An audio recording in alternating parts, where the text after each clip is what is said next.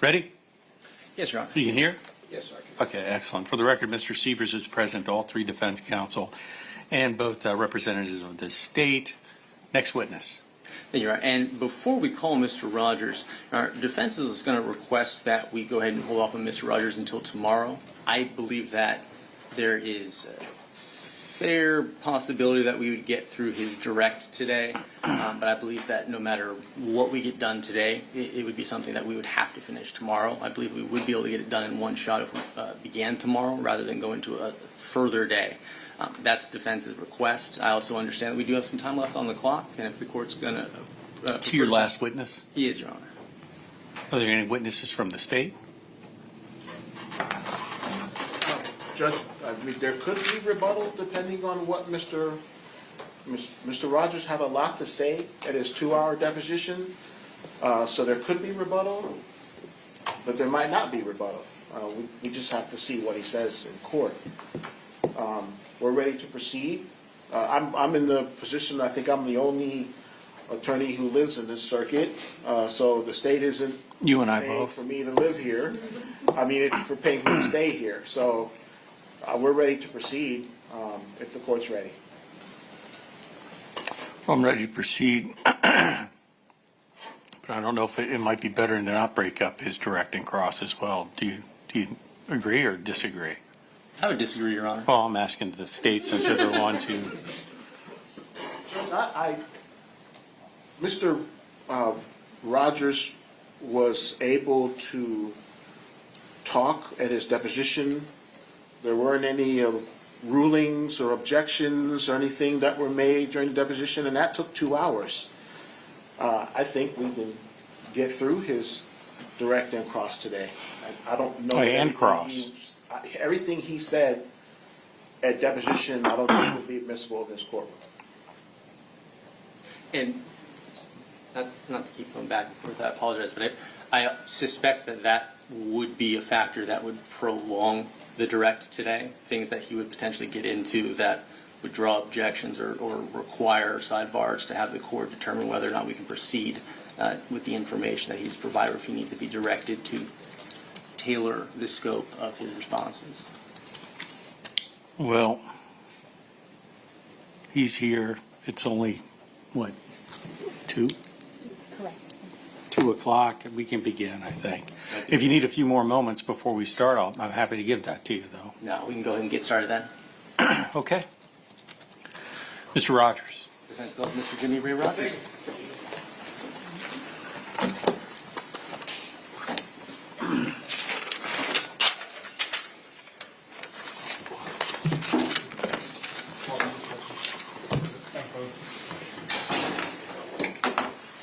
Do you solemnly swear or affirm that the testimony you're about to give will be the truth, the whole truth, and nothing but the truth?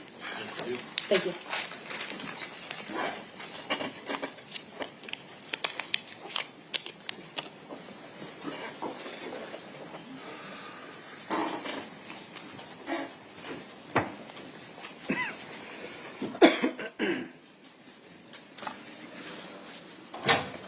All right. Good afternoon, sir. I'll ask that you have your responses be verbal for the purpose of the record. All right. Good afternoon, sir. Good afternoon. Hey, could I trouble you to state your full name? Jimmy Ray Rodgers. All right, and I know that there's some issues sometimes with that last name spelling. Can you spell the last name? Rodgers. Rodgers. Thank you, sir. And Mr. Rodgers, how would you characterize the extent to which you know my client, Mr. Mark Sievers? I would say that I know Hamid Hunter better than I know Mark Sievers, which is to say that I don't know him at all. Okay. And let's keep responses responsive to the questions asked, please. So, Mr. Rodgers, where are you from? Paris, Missouri. Okay. Have you lived in any other states? Only while incarcerated. You bring up an important point. Mr. Rodgers, have you ever been convicted of a felony in any state or the federal system? Yes, I have. How many felonies have you been convicted of? 3. Okay. And have you ever been, besides what brings us here today, have you ever been incarcerated? Yes, I have. And since you were 18, how many times have you been incarcerated? I've been- Excluding this. Because I caught a probation violation on this, I would say twice. Okay, okay.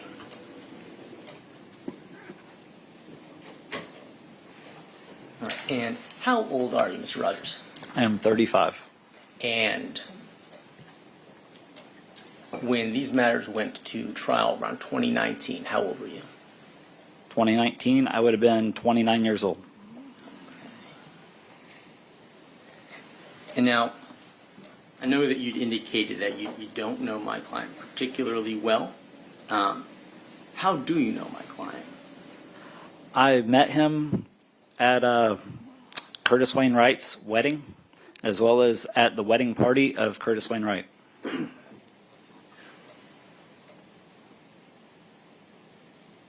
Well, then let's talk about Mr. Curtis Wayne Wright, because I think he's the nexus here. How did you know how did you first meet Mr. Curtis Wayne Wright? I was incarcerated with him in the inside of a county jail, which is also a federal hold facility in St. Genevieve, Missouri. Okay. So you encountered him. Was he also an inmate there? Yes, he was.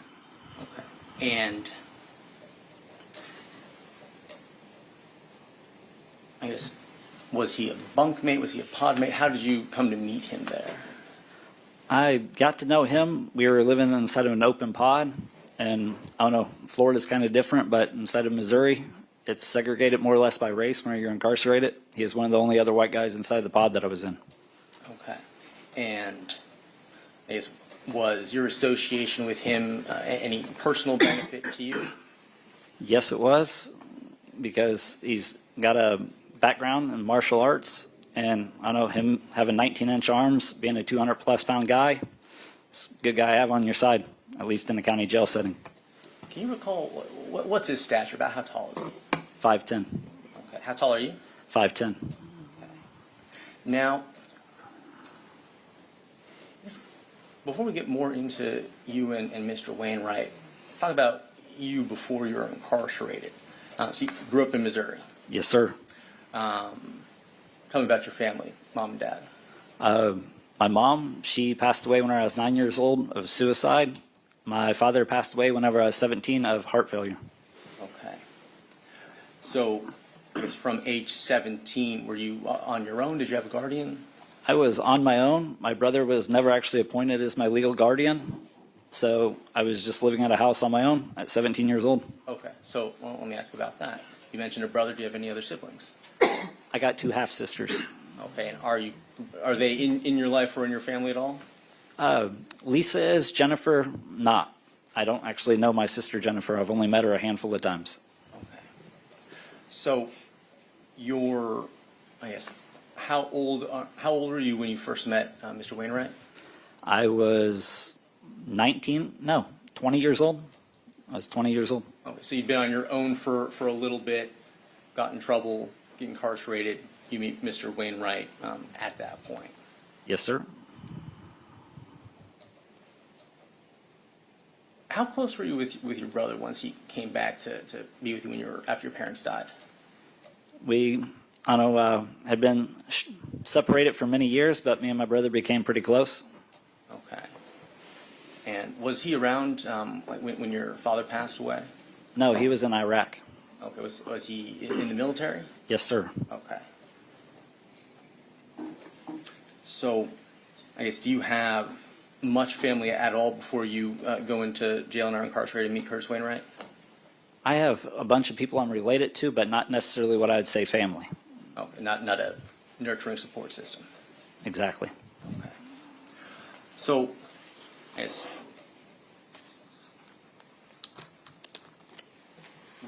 how long were you and Mr. Wayne Wright incarcerated together? Around a year. Okay. And at the conclusion of that year, how did you part ways?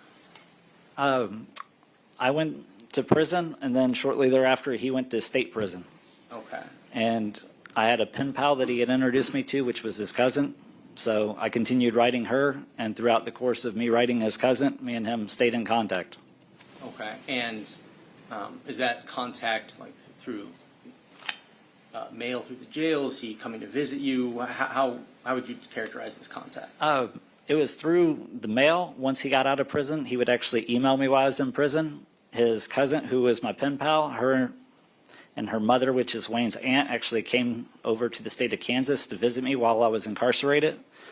I stayed in contact actually with Wayne's mom, which is Wayne Wright.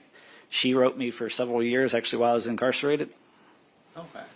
It sounds like, to the extent that you didn't have much of a family before you went in, after having met Curtis and coming out, you kind of had a substitute family sprout up around you. Would you agree with that, or am I going too far? Going too far. Okay, how would you characterize it?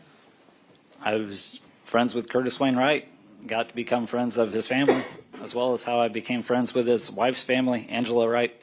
Okay. So, do you two, once you're released from prison and your sentence is done, or at least the incarcerated portion of the sentence is done, do you maintain any contact? Is he out of your life entirely? How do things progress from there?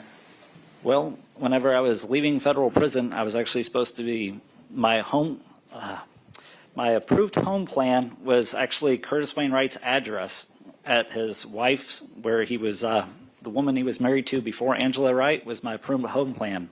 Because I was supposed to actually live with his cousin Christina, but because of where she was living at, I could not move in with her because I wouldn't be on the lease.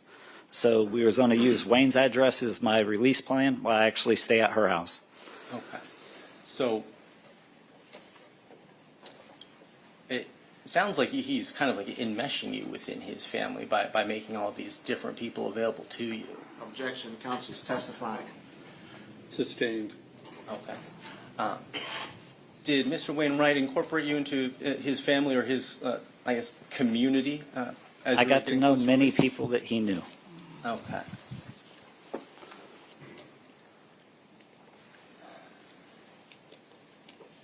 So, once you are released from prison, are you staying with Mr. Wainwright? No, sir. Okay. Are you staying on your own?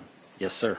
Okay. And I guess while you were incarcerated, did you have any counseling or have access to any services for mental health? Whenever I was at USP Leavenworth, they used to prescribe me Buspar. Okay. Say it again, please. Buspar? And would that be Buspar? I don't know how to spell it. Okay.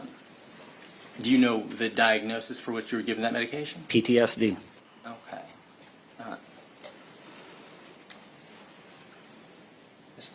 How have you noticed your PTSD manifest to the extent that you have? I have night sweats, night terrors. Are there any things that are particular triggers for you? Yes, lots of blood. Okay. So, I guess, do you continue to receive any treatment or mental health supervision upon your release from prison? My federal probation officer had me going to a place in Farmington, Missouri for counseling there. Okay, like talk therapy? Yes. Okay. Any subsequent hospitalizations or medical interventions because of mental health? Absolutely not. Okay. So once you're on your own subsequent to your release, are you employed? You know, how do you make ends meet? I actually met a girl whenever I was getting ready to be released, fell in love, moved to her hometown, got a job working for a company called JV Contracting, stands for Juliet and Vincent. Because I didn't have a credit score at the time, he rented me a place that he owned and was just taking my rent out of my paycheck while I was working for him. And I'm going to interject real quick. Who is the he and the him in this instance? Tyler Juliet, Okay, so another individual person. the guy who I worked for, my employer. Okay. And I guess from there, do you ever come into Curtis's orbit again? Yes, me and him start. Let me ask real quick. Did you ever leave his orbit at any point from your release to eventually meeting up with him again? Not really, because I moved 4 hours south of where I used to live. Mm-hmm. So the only person I even knew in the vicinity was Curtis Wayne Wright. Okay. Right, so I guess you never left his orbit. How do you interact with him going forward? Because I imagine you don't need his protection anymore from other inmates, so there must be other bases for how you related. We do a bunch of side jobs together, how I do commercial, residential, and industrial construction. Wayne collects a check for disability, so he does a bunch of cash jobs. Me not knowing the surrounding area or knowing the people, I just do work with him, installing flooring, painting houses, putting in windows, doors. And is that the kind of work that you would also done through this JV Contracting. contracting? Yes, sir. When I'm doing residential, because there's a residential side and a commercial side. Okay. And so, yes, was employment for you more or less steady up through 2015? Yes, sir. Okay. And yes, were you struggling to pay bills? Like how were you living financially? I got all my bills super low, about 25-30% of my monthly income, actually. Okay. You has to do with where you were living? Yes, real estate's about location, location, location. I live in the middle of nowhere. Okay.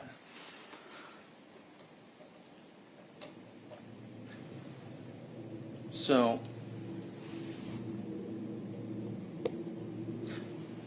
from that point, how in the world does Mark Sievers become involved in your life? We just attended a wedding together. Well, let's talk about that wedding. When was it roughly? In May, beginning of May, And help me out with the year. 2015. Okay. So, who was getting married? Curtis Wayne Wright. To whom? Angela, I don't know what her last name was at the time, actually. It's Angela right now, but Angela, right now. Right now. Okay. And I guess prior to that, had you ever seen or met Mark? no, I had not. Okay. When do you first see or meet Mark in relation to the wedding festivities? He was the last guy to show up to the wedding party. We were all waiting on him to show up. That way we could go to the bar. But with him being the best man, nobody wanted to go to the bar until he showed up. Okay, so let me ask about that. Where are you waiting for his arrival? We're all at Curtis Wayne Wright's house, just partying, drinking. And this is pre-wedding festivities that everyone's participating in? Yes, sir. Okay. And you mentioned everyone was waiting for Mark. Can you explain that a little bit? Why were they waiting for him, and where were they going to go upon his arrival? We were supposed to leave from Wayne's house to go to a bar. Angela Wright already had people there that were supposed to be meeting us. There were supposed to be more people that was going to be attending the wedding that was already at the bar. So essentially this is the beginning party at the house, drink before you go to the bar. We were just waiting for him to show up. Okay. Do you see him show up? Yes, sir. So you personally witnessed him arrive at that location? No, I just witnessed him come into the house at that location. So subsequent to his arrival, he walked into the home? Yes. Okay. I'm saying this. I was in the home at the party when our Mark came into the door of the home where the party is taking place. Thank you very much. I guess during this time, how big is this place where this party is going on? It's a single wide trailer, and there's probably, I don't know, 12 to 15 people. Okay, so I guess did you have, whether or not you were staring at him, did you have line of sight on where Curtis was during these festivities? For the most part, we would go outside to smoke. So some people would go outside, but in and out. But otherwise, it's a small trailer. Okay. You essentially got a living room and a kitchen that's open, conjoined together. That's where everybody's at, unless you're outside smoking. So when Mark arrives, does everyone immediately pile into cars? Is everyone milling about? Describe what happens. Mark showed up within, I'd say, another 10 to 20 minutes. We all left to go to the bar. Okay. Within those 10 to 20 minutes, did you have an opportunity to see where Curtis was? Yes. Where was he? Normally talking to Mark Sievers. Okay. They were outside with us while me and Taylor Showmaker were smoking and other people that was around. Did you ever, or can you recall a point in time where Mark and Curtis went off somewhere separate from everywhere else? No, that did not happen. Well, so let me ask you though, did you have eyes on either or both of the men at all times during those 10 minutes? I can't say at all time, but I can tell you that it's a tiny trailer, and I don't know, Wayne's getting married. It's essentially Wayne's party. Everybody's talking to him. Like, he's the focal point of everybody's attention the entire time. Okay. And I guess, to what extent are you aware of where Mark's at during those 10 to 20 minutes? It's a party. I'm just don't know how you want me to say this. We're all gathered around outside, drinking beer, smoking cigarettes, sitting around on the porch. It's nice. It's cooler outside actually than it is inside, with the air conditioning being the way that it is, and it's hot. I don't know. So Okay. it's actually cool out. Well, now, as you described it, it sounds like there's some people inside and some people outside. Yes, sir. Okay, so the people who are inside, while you're outside smoking, were Mark and Curtis inside at the same time? It was Angela Wright that was inside, along with her friends, putting on their makeup for us to go to the bar. Okay. So, as best as you can recall, did you ever see Mark and Curtis go inside during that 10 to 20 minute window subsequent to Mark's arrival? You mean our departure? Subsequent to Mark's arrival at the party, where there's the 10 to 20 minutes. I'm saying is Mark showed up to a party that was already active. Right. As soon as he showed up, we were waiting on him to leave to go to the bar. Then we had to wait on the girls to do their makeup. We were all outside, and then we left to go. Okay, so Mark arrives, wait for the ladies to finish getting ready. And then they we leave. finish, you leave. Okay. Yes, sir.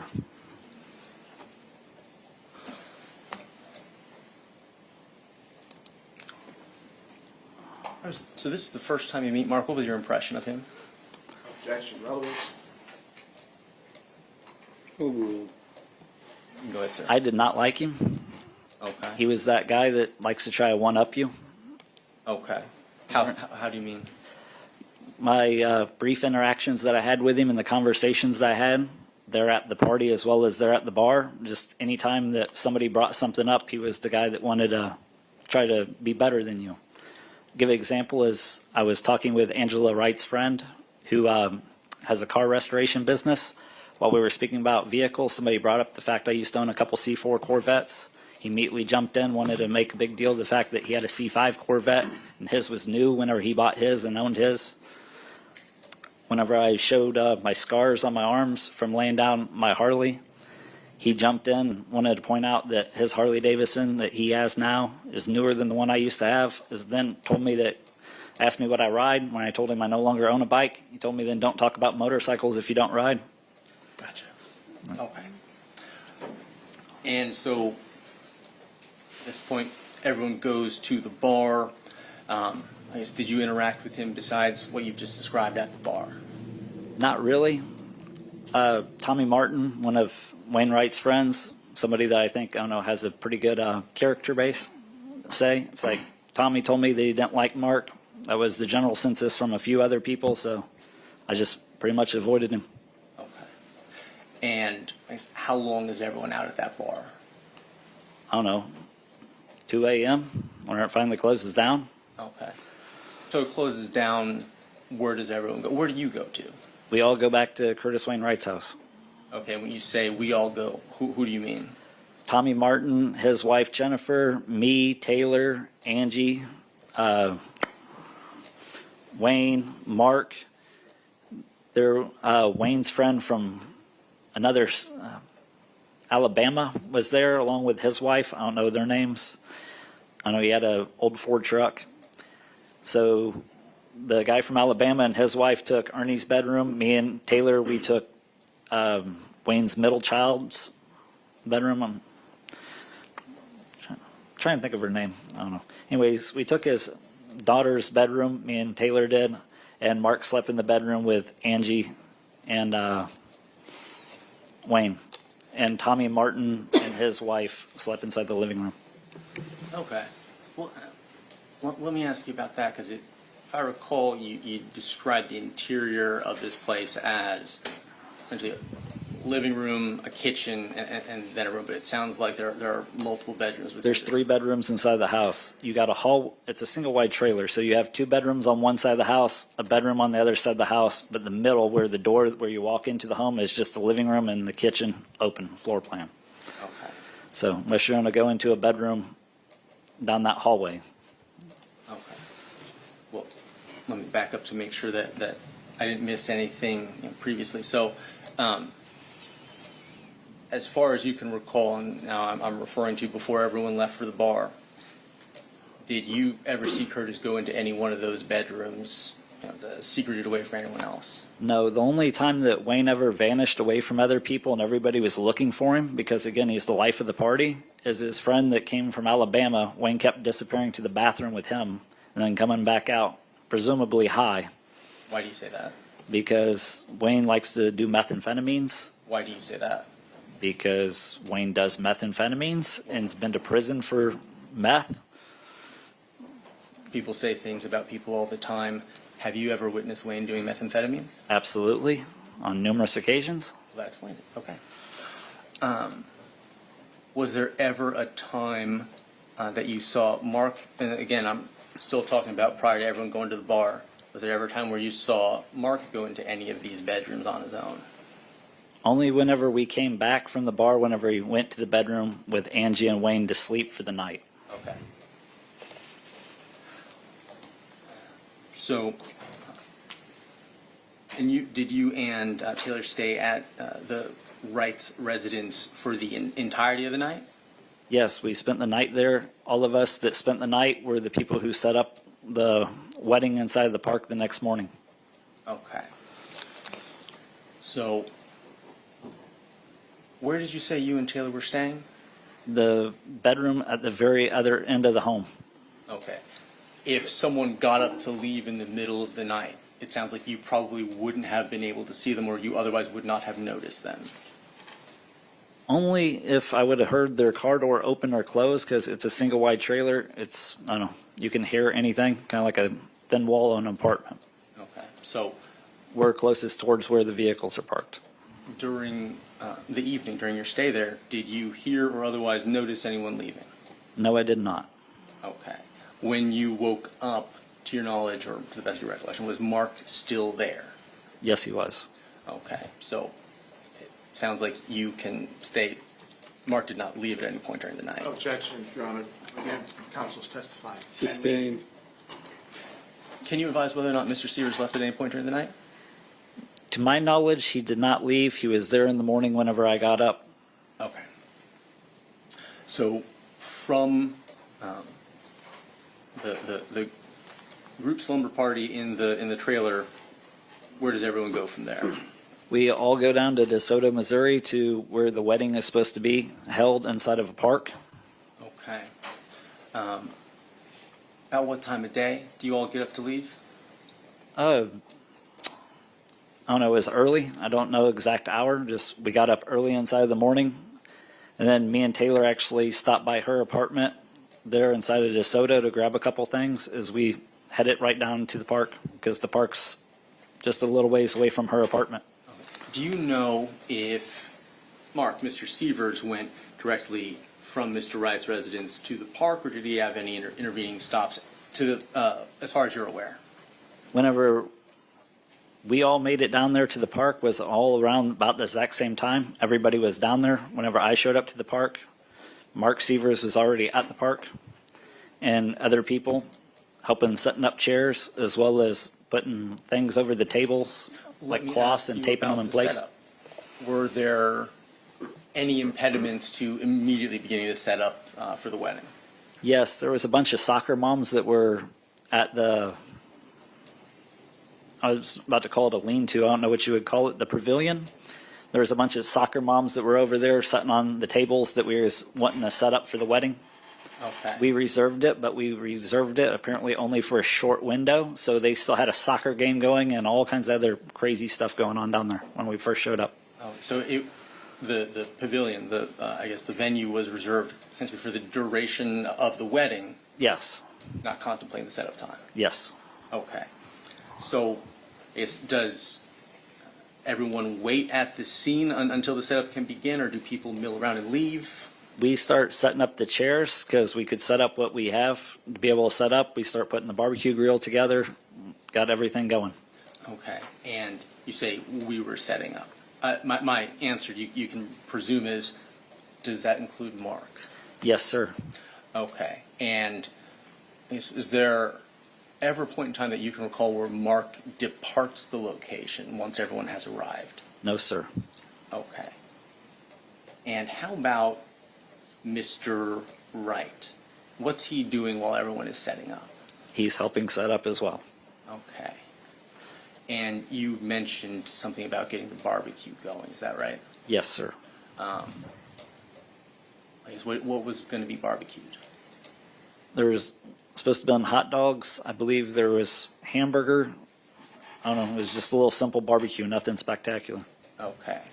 And I guess at what point did Mark and Curtis get into the van to go pick that meat up? The meat was picked up by Wayne's friend that has the pickup truck. Wayne Okay. actually rode with that guy to go get the meat and then showed up there. He was Wayne's friend from Alabama with the truck. Matt Holloway? Yes, sir. Okay. So Matt Holloway went to go get the meat together. Whenever we left Angela and Wayne's house, they went to go get the meat. They actually showed up later while we were setting up, but yeah. When you say they, Wayne And Matt Holloway. Okay. So once Wayne arrives with the meat, you said that was kind of simultaneous with everyone else's arrival? No, that was later than other people's arrival because it takes a good probably 25, 30 minutes to go to TK's store to actually go get the meat. Okay. And That's Yes. in Crystal City. while Wayne and Matt are doing that, do you have eyes, or are you aware of where Mark is? Mark's setting up chairs and other, I don't know, stuff for the wedding. Okay. So can you recall a time prior to the commencement of wedding proceedings that Mark and Wayne left the location separately in a vehicle? No, because we were crunched for time. So once we got finally the soccer moms to leave, that way we could set those tables up, it was time to start the wedding. We were crunched for time. Because it's preserved only for that short period, apparently for the wedding, and then there's about to be more stuff taking place there at that park. Okay.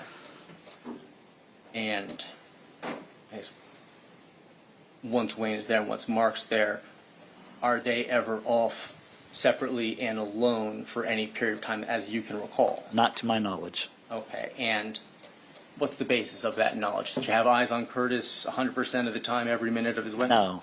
Okay. I'm not trying to keep track of everything that's going on. I'm setting up a wedding. Okay. Right. So We're yes, setting up chairs. I don't know. this venue. Yes. Are there any buildings or rooms where one could go to have a private conversation? Not to my knowledge. Okay. So the wedding happens, you attend, everyone leaves. When next do you hear or see of Mark Sievers? I don't talk to Mark after the wedding, ever. Ever. We then later subsequently got arrested. And it's like I still don't talk to him. I don't know him. But eventually he came back into your orbit through, I guess, how? Well, through Wayne, because Angela Wright had asked me if I'd be willing to go with Wayne down to Florida to help Wayne drive to come down here, because Wayne was supposed to be doing some computer work as well as painting. All right, so pause there and let me ask you about that. So between the wedding and when this trip, comes into play, how much time passes? That's almost the entire month of May, almost the entire month of June, so around 60 days. Okay. So about 60 days, 40 to 60 days pass, and you're contacted to ask if you can go to Florida. By whom and for what reason? I was asked first by Wayne. Wayne called and asked me if I'd go with him. When he asked me if I'd go with him to Florida, I already knew what trip he's talking about. He's been telling everybody about it. He's been talking about it for weeks. Okay. And how is he describing it? to you, as you know it? He just called me and was like, hey, he's like, Angie's over here. He's like, she's having a his fit is what he called it, that he's going down to Florida. She was supposed to took time off work and she couldn't get the time off work to help him drive. So he wanted to know if I would help him. I told him no. Okay. Well, he's a big guy. Why does he need help driving? He's got a traumatic brain injury. So headlights at nighttime, the flashing of it, just like the strobe of flipping lights on inside of a house causes him to have a seizure.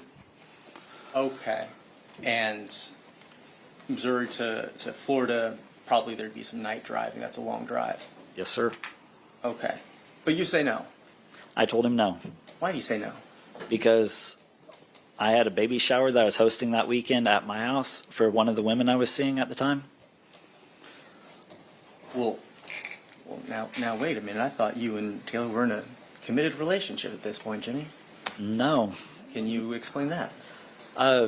Taylor actually didn't move in with me until multiple weeks after the wedding. It's like she moved in with me while being homeless. Me and her were not dating. I actually had multiple women that were inside of my life at the time. I was normally sleeping with 3 to 4 different women steadily per week.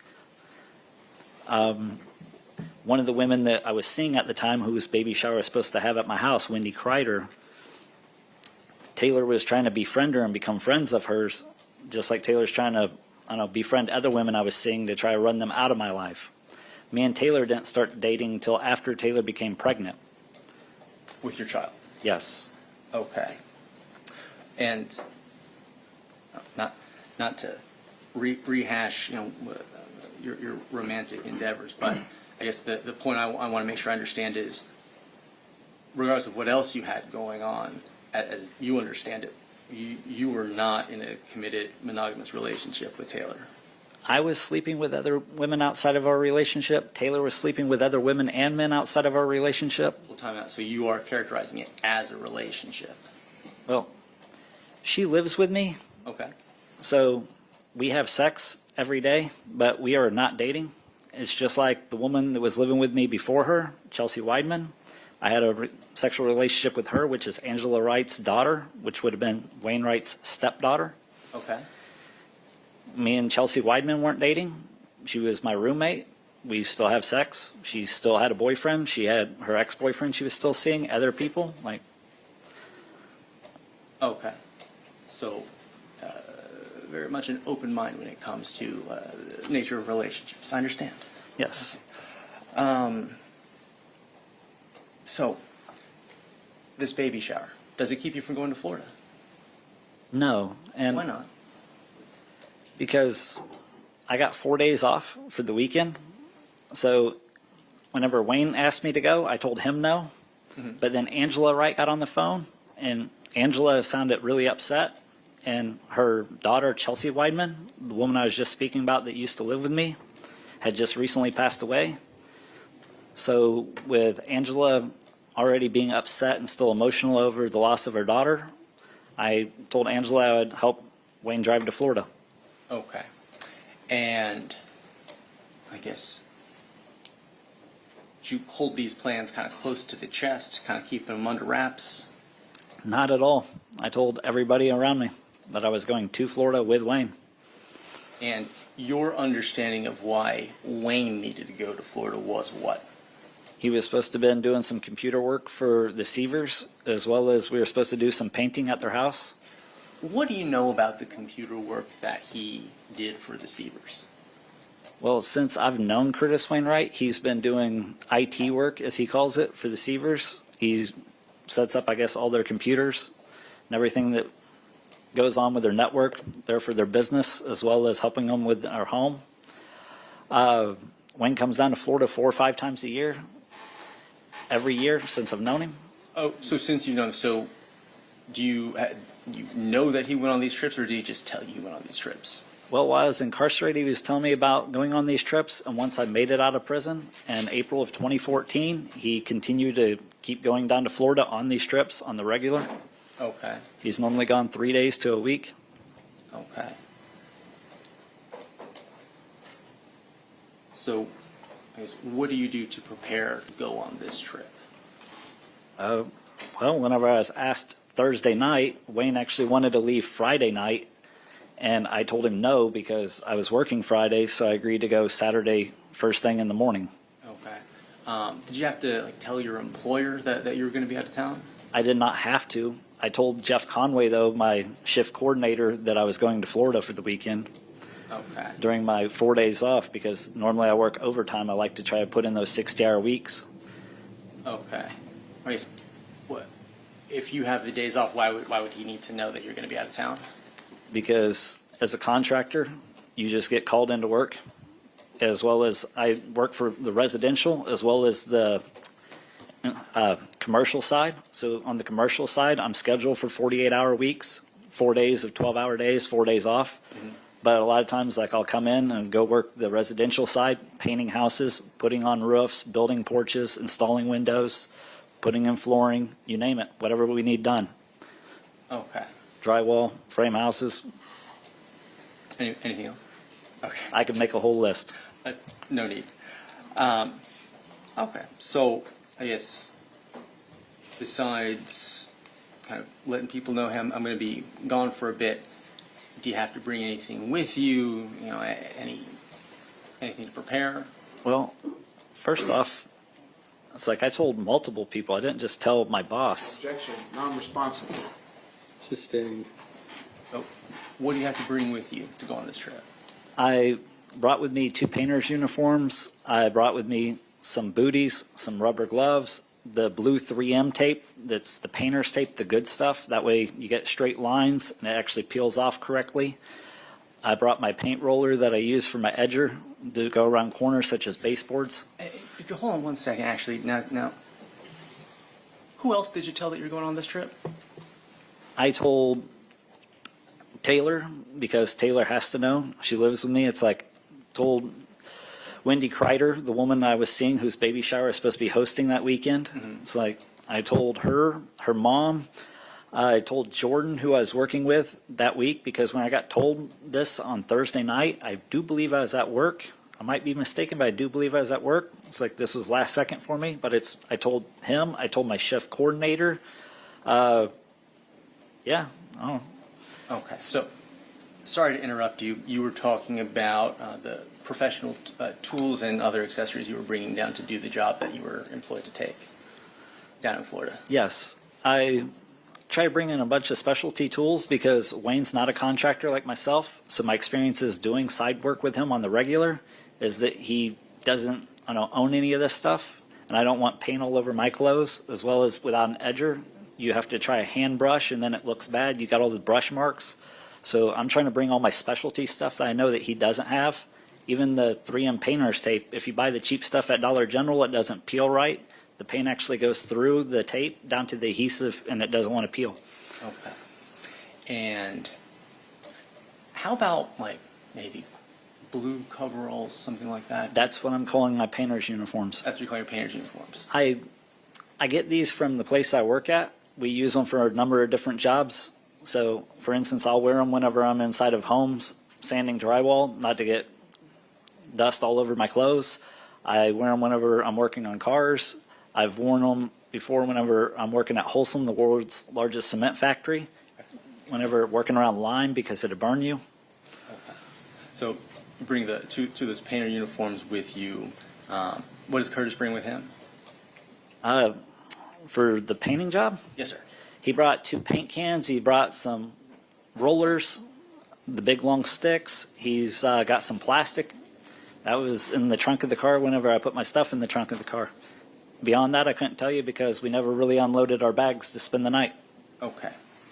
And how about devices? Are you bringing computers with you, or bringing phones with you, anything like that? I got my phone with me. Wayne's got a phone with him. We got the GPS that's inside the car. And Wayne's got his backpack that's a Swiss Army backpack that reads Wayne in red letters. And it's full of what I always call his computer nerd stuff because he does this IT as well as he installs security systems for people. That's one of his other cash jobs he does. So he has his to-go bag or whatever with all his computers, his laptop, a bunch of stuff in it. Okay. And I I guess, was it at that point that he told you that you were taking a trip to go kill somebody? He never told me that we're going to Florida to kill anybody, ever. Okay. Well, from there, I guess, how long is that car ride? The car ride down here is about 19 hours. Okay. And who's driving? I drove during the nighttime. Wayne drove during the daytime. Okay. And did you drive straight through? Yes, sir. You know, why didn't you stop anywhere for, I don't know, comfort's sake?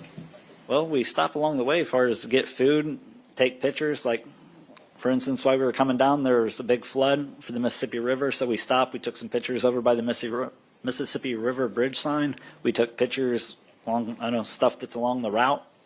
I don't know, like a little mini vacation. All right. So let's talk about your departure. I believe earlier you were indicating that you understood you were going to leave at a specific time. Talk about that.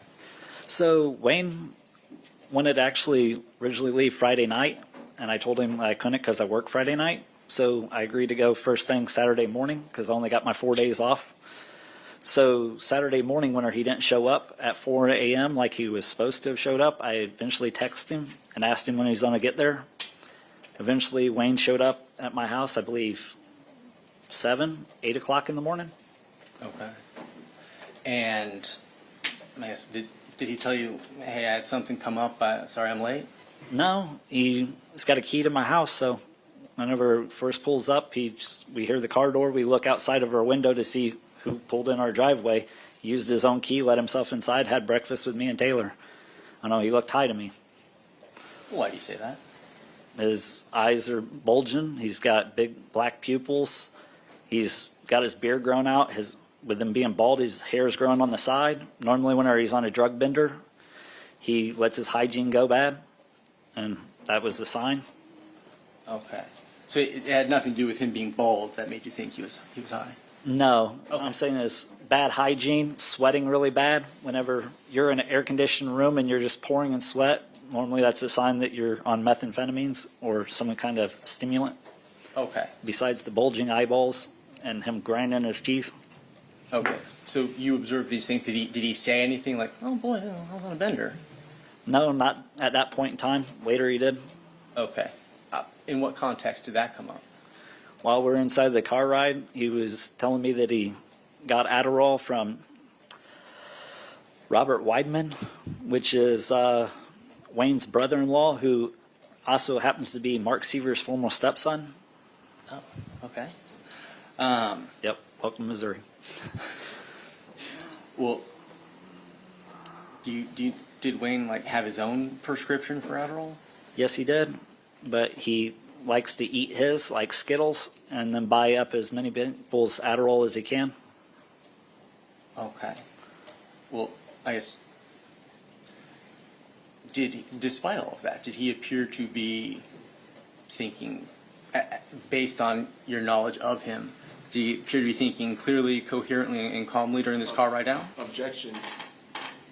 Foundation. Sustained. How long have you known Curtis Wainwright?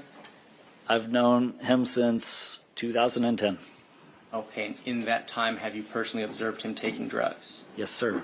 And have you noticed the distinction between times when he isn't using and times when he is using? Absolutely. Now, with that, I guess you'd call it a foundation. Could you determine whether or not he appeared to be acting as you know him to act when he's not high? Objection. Now, relevance. Sustained. Okay. How was he during your ride down to Florida? He was very jittery, Okay. as well as he spoke about how that his marriage has gone to shit since Chelsea Weidman's passing away. Objection. Non-responsive. Sustained.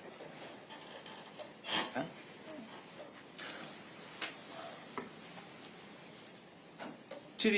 I guess, did Curtis ever talk with you about how his marriage was going? Yes, sir. Did Angie ever talk with you about how the marriage was Objection. going? Relevance. Might I And- respond? Yes, sir. So this is going to play into what was going through Curtis's mind when subsequent events are characterized later? I believe his state of mind, as perceived by someone who's known him for a number of years, is relevant to understanding what happened subsequently. Relevance, I don't understand what his relation, well, I'm not going to tell them how to overcome the objection, but the defense hasn't established how this question is relevant to anything in this case. And it is hearsay.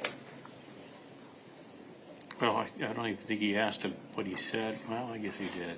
So to the extent that there's a hearsay comment, this would be effect on the listener. It's not being offered because I know or Jimmy knows for certain that these things are true. What is the relevance if it's in the car on the way down and the event isn't for hours later? Or almost a day later? So this is going to be a couple hours later, under 18, and I believe his state of mind during the period of time where he is observed using drugs immediately preceding what is a violent murder is relevant to what happens in the course of that incident. And this is during what part of the trip? This is during the trip down to Florida, Which is how long again? approximately 19 hours. So at what point during the trip? Because I think if it's at 19 hours out, I don't think it's relevant. Sustained. Okay. So, I guess, does Curtis talk about what you all are going to be doing down in Florida while you're driving down there? Not really. Mostly what he spoke about for the most part was us going to the beach, how he couldn't wait to see Mark. Otherwise, he spoke about, I don't know, how that Mark's kids call him uncle. Okay. And what do you mean he was excited to see Mark? I thought he was going there to do IT work. Well, if you want to... Let's talk about, or just respond to the question I'm asking. All right, the question. What do you mean he's excited to see Mark? He's excited. I don't know, he's smiling whenever he speaks about Mark. What is your understanding of Curtis's relationship to Mark? My understanding from Curtis Wayne Wright is that Mark and him have a homosexual gay relationship together that they keep secretive from their wives. Let me ask you this. From whom do you get that information? Curtis Wayne Wright. Do you ever get that information from Mark Sievers? No, I do not. Okay. How does Curtis characterize this relationship that he has with Mark? How, duration, things like that? Wayne's told me about doing gay things with Mark Sievers since they were both teenagers. Well, as far as you know, was Angie aware of this? Angie actually asked... Angie's relevance. Sustained. Fair enough. So, I guess, besides Curtis's word, do you have any reason to believe that this is true? Yes. What reason is that? Angela Wright asked me at the wedding as we were setting up if I thought that her husband was gay, because during the threesome that she had the night... Mention relevance. Sustained. So, I guess it's fair to say there are things besides Curtis that makes you suspect that there's something to that. Yes, sir. Okay. And is Curtis expressing, his belief that anything romantic is going to happen during this trip? Yes, he was speaking about telling me that the reasons that he comes down here all the time is that this is Mark's way of hiding his gay relationship from his wife with Wayne. That's why he hires Wayne in Missouri to do IT work as well as working on his house regularly. That's why he comes to Florida 4 or 5 times a year. This is the whole reason he doesn't hire somebody locally. This is essentially a way to hide their gay relationship. Okay. So,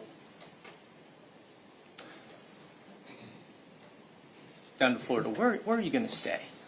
Mark Sievers' house. Okay. So, I guess no hotels or anything like that. Curtis tells you you're going to be able to stay there. Yes, sir. Okay. Does Curtis tell you that you should expect the family to be there? I just naturally assumed that the family was going to be there. This is somewhere he comes 4 or 5 times a year. Okay. And I guess, was it at that point that he asks whether you want to do it at the medical office or at the Sievers residence? I'm confused by your question. Is it at that point that he asks you whether you want to do the murder that is purportedly procured at the medical practice or the Sievers residence? Wayne never told me that we're coming to Florida to commit a murder, ever at any point in time, ever. Okay. Okay. So what time do you get in Florida? We get to Florida, I don't know, early in the morning, 5, 6 a.m. I don't know, very early. Can you recall whether or not the sun was up? The sun was just coming up. Okay. So you go straight to the Sievers residence. Yes, sir. And where do you park? We park right in the driveway. Okay. You don't park off the property somewhere down the street. No, sir. Okay. And this is in the morning that you park right in the driveway. Yes, sir. Okay. And do you find out whether or not anyone's home? Yes, we unpacked the stuff out of the trunk, our bags. Essentially, if you were going to a hotel room, the same stuff that you would take to a hotel room, we grab our bags, our clothes that we packed to spend the night there at the Sievers. I got multiple, outfits that I brought with me. So did Wayne. We walk into the garage. He enters the code. We walk right into the garage. He closes it. We walk into the house. Let me pause you there and back up. Garage is open or closed? The garage was closed when we pulled up. Okay. How does Curtis open the garage?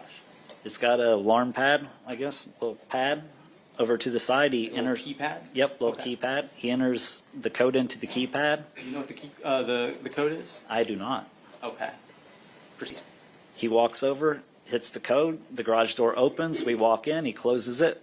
We walk into the house from the garage. As soon as we walk into the house, the little pad next to the door makes a little beeping noise. And is that what is that, like a home security system? I presumably so. Okay. Wayne enters in a code into the home security system.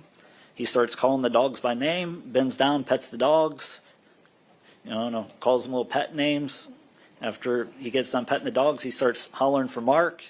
Wayne's all excited to hear from Mark. He's hollering Mark's name. No response is coming. Wayne tells me, hang tight there. I say hang tight. Stay in the kitchen. He's going to go check on Mark as he walks through the kitchen towards the left side of the home, leaving me standing there in the hallway right as soon as you walk into the kitchen. He vanishes for a short period. He comes back. He tells me that nobody's home, that we got to go, that we can't stay in the home, that nobody's there. Oh, well, shoot. Do you know how that happened? I discovered later that Curtis Wayne Wright apparently mixed up the times of whenever we're supposed to be coming down to Florida for this trip and whenever Mark had his own trip planned. Although Wayne's been telling everybody about this trip for at least a good month prior to us actually going on the trip. Okay. Do you know how it came to be? Did he explain how he got the dates mixed up? No, he never made that abundantly clear. Okay. He's got a Is that TBI something that you've observed him to do before? all the time. Why all the time? Or what causes it to happen with such frequency? His traumatic brain injury. Okay. Understand you're not a doctor, right? I am not. Okay. And you don't have a traumatic brain injury yourself, do you? No, sir. Okay. So I guess to the extent that you are aware of how the TBI affected him, where did you come across that knowledge? I see it all the time, just being in his presence. Okay. So you observe these things personally. So go ahead. What are those things that you observe him doing? Like, he'll put a burrito inside the microwave, open up the refrigerator, forget why he was in the refrigerator, close it, walk off, come back later, grab a burrito, go to put it in the microwave, and discover a cold one's already in there. Or I'll watch him go to make a sandwich, reach into the refrigerator or grab something for the sandwich, forget what he's doing, and walk out of the kitchen and leave it there. That's just some basic stuff. Like, Okay.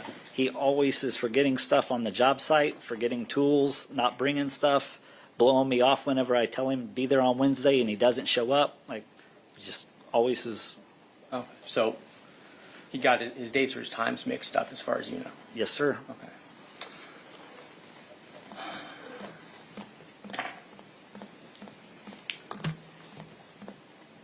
So what do you do? We went to the beach, have fun, Okay. went sightseeing. Why didn't you just turn around and go back to Missouri? Why would we? We were supposed to be down here as far as I knew.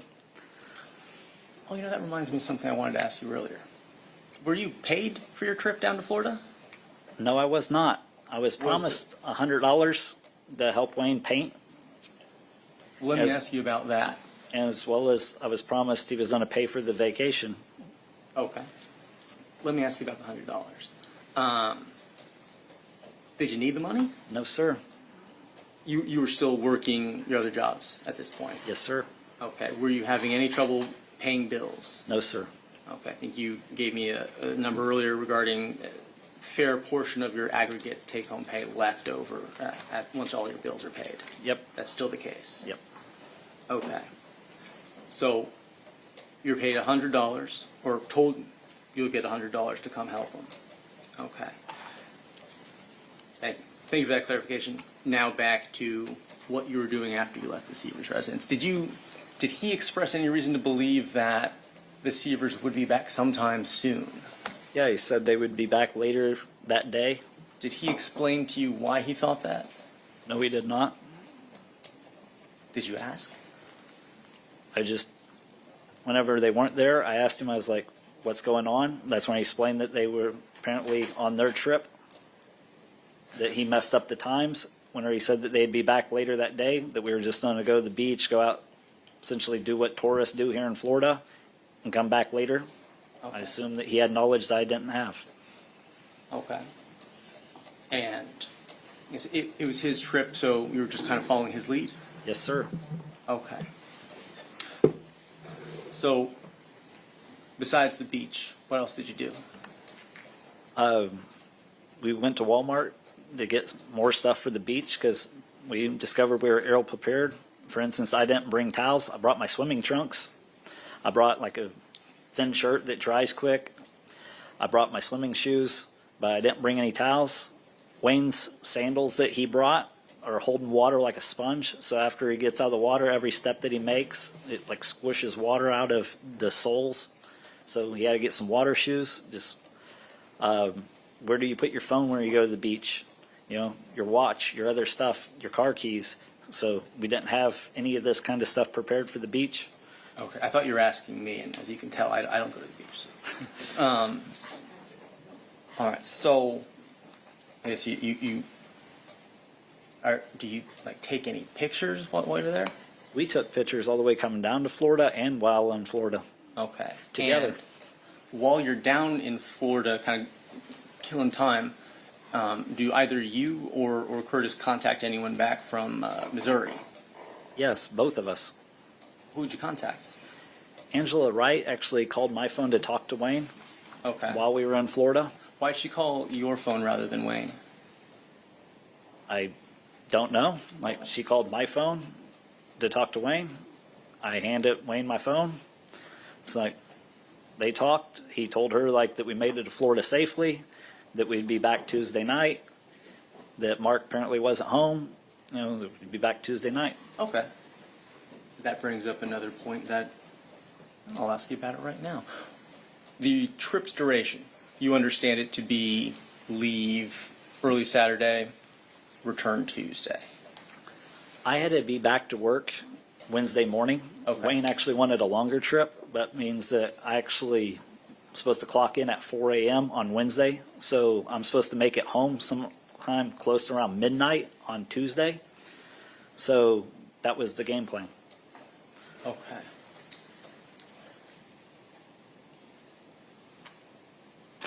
So I guess, when do you, if ever, return to the Sievers residence? We returned there around 10:30 at night. Okay. So it's getting kind of later into the evening. What else are you doing to eat up this time? We went down to the pier, bought a bunch of souvenirs at all the gift shops there, but quickly discovered one gift shop's identical to the next. It just sells the same stuff, different store. So took some pictures down there with the parrot. I don't know, thought that was actually kind of cool. Bought Taylor Showmaker some gifts, Wayne bought a shark tooth necklace for his daughter Lizzie because he's got a 9 or 10-year-old daughter at the time. He bought a scorpion under glass for his brother Jerry. He bought an alligator's head. I don't know. We both were picking up a bunch of seashells to bring back. He's bringing them back for Angela. I was bringing them back for Taylor. I bought Taylor a Fort Myers Beach T-shirt. I bought a couple shot glasses it's a him and her set that's blue and pink. Let me time out. So you bought a shirt that said Fort Myers on it. Yes, So you bought an article of clothing that provided proof positive that you were in Florida during this weekend. Why would you bring that or why would you obtain that evidence, Jimmy? because we're not in Florida to commit a crime. We're Okay. supposed to be going to Mark's house to work and spend the night. Okay. This is why I'm also telling Taylor Showmaker that I'm in Florida. There's numerous people that I told I was in Florida. I talked to my shift coordinator while I'm in Florida. I told him I'd be home Tuesday night, late Tuesday night, because he actually tried calling me into work. So just hours before the murder, I told him I wouldn't be back till late Tuesday night, before then showing up a day and a half early. Okay. So, 10:30 rolls along. You head back to the Sievers residence. Yes. Yes, sir. So this time, you must park a couple blocks away and then proceed to the home on foot. No, sir. Where do you park? Driveway. Okay. So you park in the driveway. I guess were the Sievers home? They was not. Okay. Did Curtis? How did he respond to that? Whenever we ran out of just things to do, we actually first stopped by the beach that we were at earlier that morning. We were trying to shower before going over to the Sievers. The beach shower was locked, so we left from the beach to go to the Sievers. We just parked in the driveway, knowing that nobody was home. Like all the lights are off inside the home, and we're just waiting for them to show up. Okay. Grant us entry into the house. And is Curtis expressing any concern that the Sievers aren't there yet? No. Okay. I guess, does he seem confident that they'll arrive? Yes, sir. Okay. I know you said you're waiting there. Are you doing anything, calling anyone, reading anything? I talked to Taylor off and on the whole time I was in Florida. I can't tell you if that was during one of those times or not. Okay. I know that I got out of the car to smoke at some point. Okay. And when you're out of the car, are you hanging around kind of the side of the house? Where are you? Right beside the car, right in the driveway. Everybody can see me, like Okay. nothing secretive. So, I guess is there ever a point in time where someone of the Sievers family does arrive? Yes, sir. Tell me about that. While we were sitting inside the driveway, a van pulls up, lights shine on the side of our car, garage door opens, van pulls into the house, garage door remains open. Let me pause right there and ask you about that. I thought that you were parked in the driveway. Yes, there's two sides on the driveway, so you have two different garage doors. We are parked on the one to the far right. In front of that garage door, I now know today, as well as after we entered the home, that there was a station wagon on that side of the garage. Okay. So you're parked on one side of the driveway. I guess there's sufficient room for a van to pull in? Yes, sir. Okay. Proceed from there. What happens? The van pulls into the garage. The garage door remains open. We pop the trunk. We grab our stuff again, the stuff that we brought in originally that morning that we were bringing in to spend the night. We get our stuff. As we're walking towards the home, Teresa walks around the van. She's now standing by the back of the taillights of the van. If I can pause you there. Yep. Had you ever met Miss Sievers before? Mrs. Never. Sievers before, excuse me. Never. Okay, so this is your first time encountering Mrs. Sievers. Yes, sir. Okay, please proceed. And her immediate reaction to seeing Wayne and me walking up our driveway is she asked Wayne, "What are you doing here?" Like, she's immediately got an attitude. She's got a problem with him being there. Wayne starts telling her that he messed up the times of whenever I guess we were supposed to show up. And she immediately starts yelling at him. We walked into the garage. She closed the garage door behind us. Okay, and let me pause you there just to make sure I understand. Both you and Curtis at that point proceed through the garage door, which has been opened, Yep. along with Mrs. Sievers. So all three of you, I guess at this point, are in the garage. Yes, sir. Okay, please proceed. After she closed the garage door, her and Wayne's dialogue continue. Heated like argument while she unloads the stuff from the side of the van. Wayne's now standing at the front of the van. I'm standing on, I guess, the side of the van closer to where the passenger side door would be. So the passenger side? Passenger side, because the van's pulled into the garage nose first, Okay. bumper first. So I'm standing on the side of the van where the passenger door would be. She's on the driver's side with that door open over there, grabbing her stuff out of the van. Let me ask you about that. You say that door open. So is that the driver door which is open? Is it the I guess, side sliding door? Which door's open and having stuff She away had from the it? driver's door open, grabbing some stuff out of it whenever we walked over towards the front of the van, and she has her stuff in front of the van at that point, arguing with Wayne Wright. Okay. And I guess, is there enough room in the garage for it to open up within the garage and not, strike the side of the garage? The driver's door? Yes. Yes, that's how she got in and out of the van. Okay. All right. So she's unpacking while having this conversation with Curtis. What are you doing? I'm just standing there kind of wondering what the heck's going on because I was expecting a normal, reunion. Whenever I show up to people's house to work on the regular, like normal, because this is, to me, you might have a job where you work in a courtroom. My job isn't working in people's houses. I'm used to people being more receptive of us whenever we show up. So you're there to do something. Yes. Okay. But that's inconsistent with what you're observing between Mrs. Sievers and Curtis. Yes. Okay. I guess, did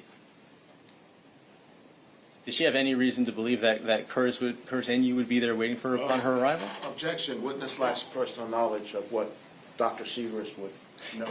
Sustained. Did you hear anything during the course of their exchange that led you to believe that this was an expected encounter between the two of them? She said that we, when I shouldn't say the word we, he was expected to show up next weekend, not the weekend that we were there. That he, Curtis Wayne Wright, was expected to show up next weekend. Okay. So,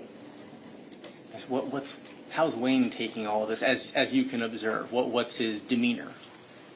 Wayne, who's already been in a bad mood throughout the entire day and is already high and angry, he's frustrated. He's not taking this very well. You could see that he's trying to essentially bite back his temper as she continuously.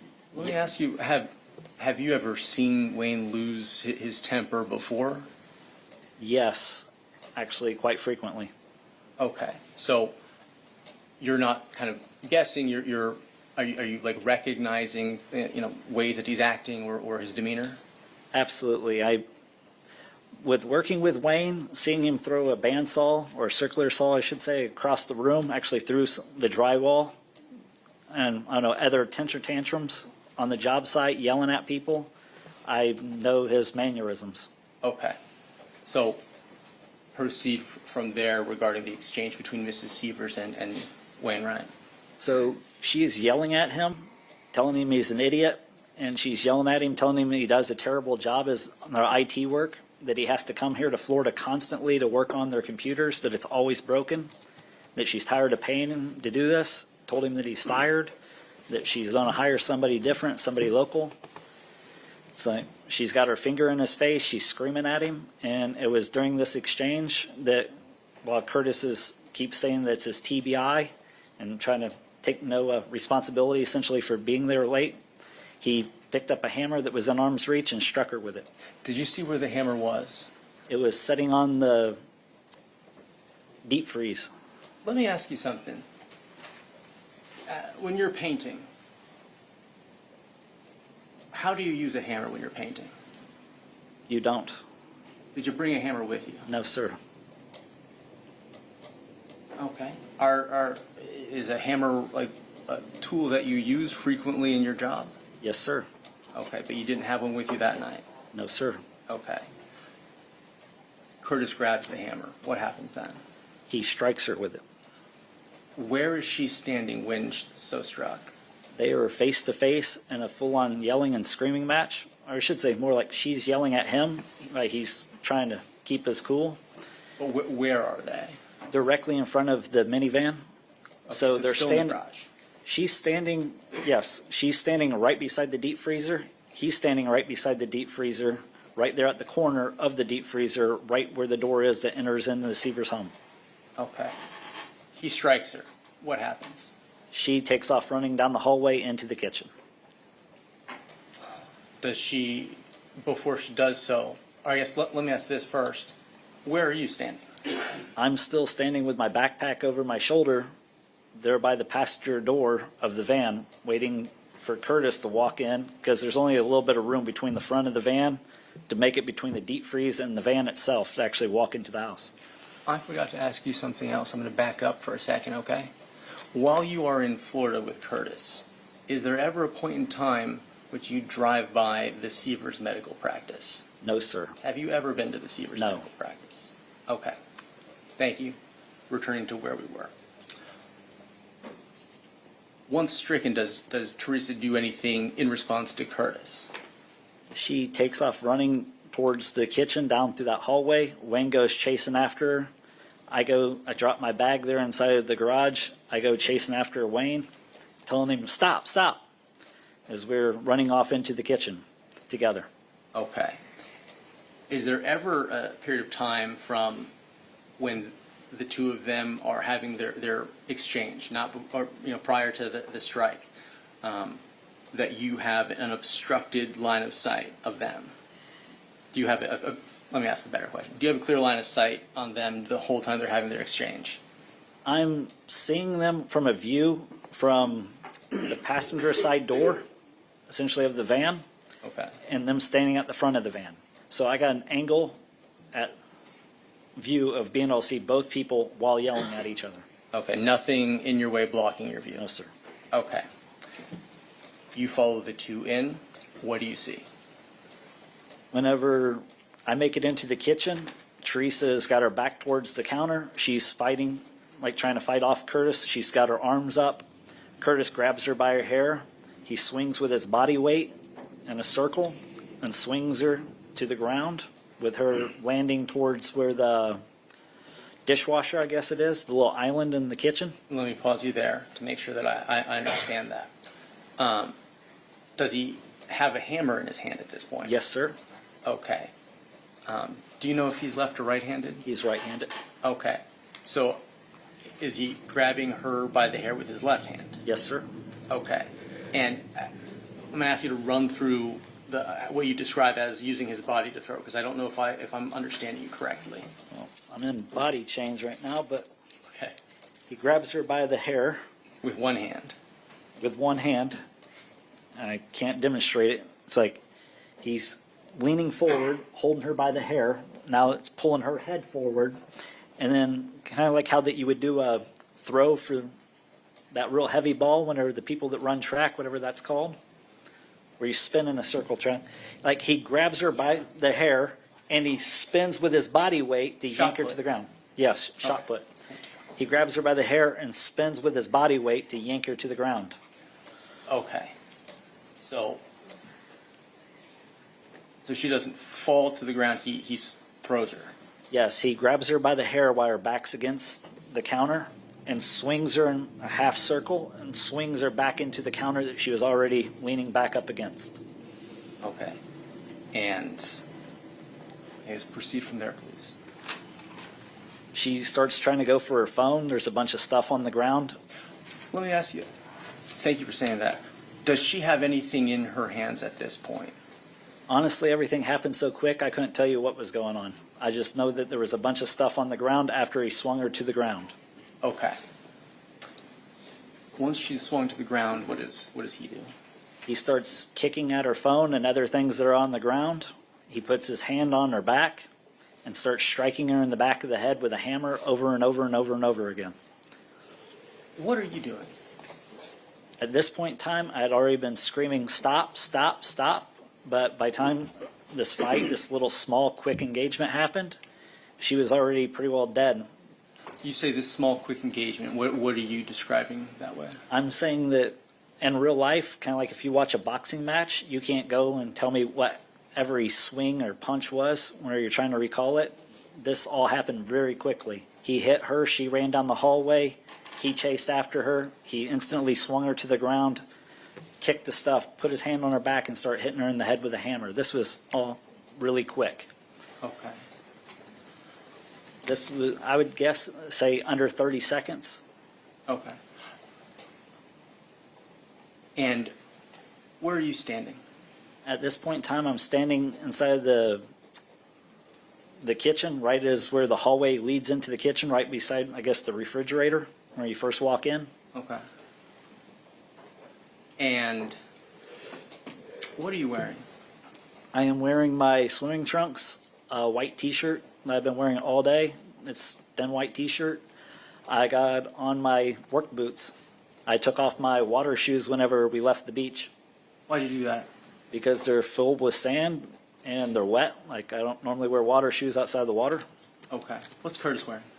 He's still got on his water shoes, he's still got on his swimming trunks, and he's still got on the shirt that he was wearing at the beach. Was there ever a point in time at which either you or he donned the coveralls? No, sir. Is there ever a point in time at which you or he put on gloves? No, sir. Okay. What does Curtis do once he's, I guess,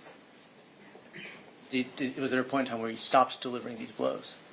After her body went limp, she quit holding herself up with her own two arms while he had his hand on her back after she collapsed to the ground. He continued to strike her in the head a couple more times after that. Then he stopped. He raised his hammer and pointed at me in a threatening manner. What do you mean a threatening manner? Well, I'm standing still there beside the refrigerator in the front of it, essentially blocking the hallway area that would walk back into the garage. So after he gets done hitting her, he looks up, his eyes filled with tears, where he's just so angry that he's crying. And as he looks up at me, and then he points the hammer at me, like kind of like if you were holding a microphone out in front of somebody's face. He points the hammer directly towards my face. I put my arms up. Does he Surrender. say anything to you? No, he doesn't say a word to me. After I put my arms up, I was like, I didn't see shit. Those were my exact words. He then brushes past me and walks down the hallway into the garage. Okay. And I guess do you go and check on Mrs. Sievers? No, as I started to go walk behind him towards the garage, he made the comment, he goes, we got to make this look like a break-in or a burglary gone wrong. As he grabs her luggage that was there, that she had just unloaded from the van, and he just starts dumping stuff out everywhere all over the ground. Okay. And By the way, backtrack, he still's got his hammer with him. He set that off on the freezer whenever he went to go rifling through her belongings. well, I was going to get there, but thank you. So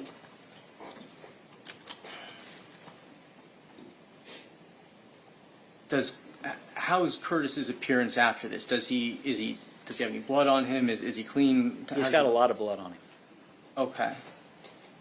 Do you have any blood on you? No, sir. Okay. So once Curtis pushes past you, did you see where he went? Yes, I followed behind him. He walked directly into the garage. As soon as that you step out of the door at this point by the deep freezer, Teresa's stuff's essentially in your way. It's all still standing there right by the front, well, right by the door of the house. Oh, and so that's why he picked it up, it was impeding him. I couldn't tell you. As I'm walking behind him, he sets his hammer down and says, got to make this look like a burglary gone wrong. Okay. Like as if it's an afterthought. So And what just do you starts do? dumping stuff. With where Wayne's at, he's actually blocking my view where I can't walk past him. I can't walk between the van and the freezer with him being where he's at. So I walk between the van and the wall towards where the garage door opener is to go press the button. But once I got over there, I was thinking to myself, like, we got fingerprints in this house from being here earlier in the day. So I used my shirt to wipe my fingerprints off of the garage door button. I walk behind the van, over to the motorcycle where we had stopped to look at it, exiting the home early in the morning, wiped my fingerprints from the handlebars of the motorcycle, at which point I discovered I was alone in the garage. Okay. Let me ask you about that sequence. Have you ever had to do something like that before? Because it seemed like pretty quick thinking to have to rub down knobs and other things. No, sir, but having fingerprints, I've watched enough CSI shows and just common basic sense to know got fingerprints. Okay. So, I guess at this point you realize you're alone in the garage. What do you do? Wonder where Wayne is, so whenever I don't see him in the garage no more, I walk back towards into the home. I walk through that hallway again. As I walk into the home, I observe Curtis Wayne Wright leaned over Teresa Sievers' dead body, calling her names, calling her a bitch, and continuing to hit her in the head with a hammer. At which point in time, as soon as I walked in and seen this, I told Wayne my exact words, "Fuck this, I'm out of here." Okay. Well, let me ask you about that. Did you have a means of leaving the scene, leaving Florida on your own? No, sir. Okay. So, I guess, what's Wayne's response to that? Wayne stops what he's doing. He walks towards me. He takes his T-shirt, wipes his fingerprints off the handle of the hammer that he was using, and just drops it there in the kitchen. Tells me wait up for him, which I don't. I just keep walking as he stops to wash his arms and blood off inside the sink that's in that hallway heading towards the garage. That was my question. Where is that sink located? Okay. And so did you watch him wash off? I was there present enough for him to turn on the water and start splashing the water on his arms where he had blood up and down his arms, at which point I just walked out of the garage and I was done to leave. I didn't want to open the front garage door. It makes a lot of noise. People would see me. So I went out through the side door with my backpack. Right after that, Wayne comes out. Whenever Wayne comes out, he's got a pry bar in his hand. He closes the door, which I was still over here taking my time. The reason why it's taking me so long is I'm trying to wipe my fingerprints off the door as I'm touching it and things as I'm going along. Wayne closes the door, puts a couple pry marks on it. After it's already unlocked and we're already outside the home, he puts a couple pry marks on it, walks back inside the garage to return, put away that pry tool that he found in the garage. Did you see where he got it from the garage? No clue. Okay. Once he comes back outside the home, he himself closes the door, wipes his fingerprints off the door handle after he closes it, and then he strips his clothes off, puts them inside of his backpack, and puts on another clean pair of clothes that he had brought with him for trip and stay there at the Sievers. Okay. So, what do? You got to get in the car with this guy? I have to. I don't have any other mode of transportation to get back to Missouri. You didn't call the cops. No, sir. Why didn't you call the cops? At the time, I'm just scared. I'm in the moment. My PTSD is going. I just want to get out of the house. Okay. And I guess, had Curtis made any threats towards you at that point? Not yet at that point. Okay. So, what do you do then? We then go to the car. Once we go to the car, we put our stuff back inside the trunk, the stuff that we were planning, to keep there at the Sievers to spend the night. We put our stuff away, we leave from there, and we go directly back to Missouri. Okay. Let's talk about that car ride back.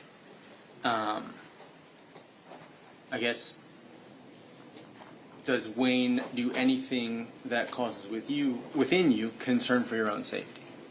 Yes. What's that? Well, he's very up, down, all around. What do you mean by that? I mean, like, earlier inside of the evening while we were there walking around the beach, we had been drinking. Mm-hmm. Wayne hasn't slept this entire 19-hour drive down here. The whole time we're down here, he's snorting Adderall, he's high. And now he's going from super angry to super happy. So first thing he tells me is he's crying and he's telling me that he never meant to kill her, that I got to understand it was an accident, he just freaked out, it's his TBI. 2 seconds later, he's laughing and giggling and telling me it was a fun game of whack-a-mole. And then threatening to kill me and threatening to kill Taylor if I go to the cops or tell anybody. During this car ride, I don't know, do you do anything that, is like a precaution for your own safety? Yes, I continuously make numerous phone calls as well as text to Taylor throughout the trip heading back to Missouri. Why do you do that? That way you can ping my phone, the travel from Florida back to Missouri. Well, that sounds pretty technical, Jimmy. How familiar are you with telecommunications?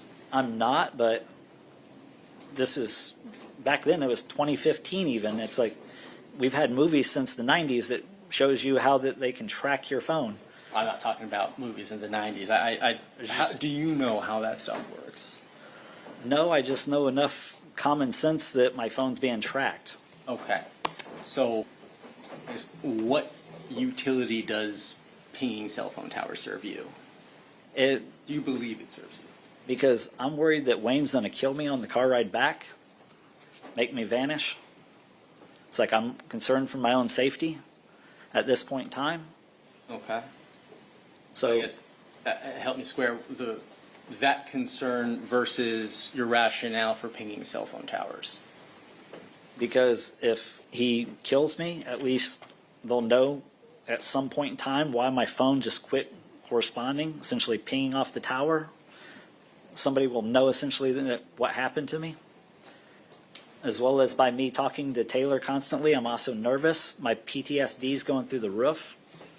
And how does that present, your PTSD going through the roof? Because no, I mean, if you've ever had a what does panic, it look like?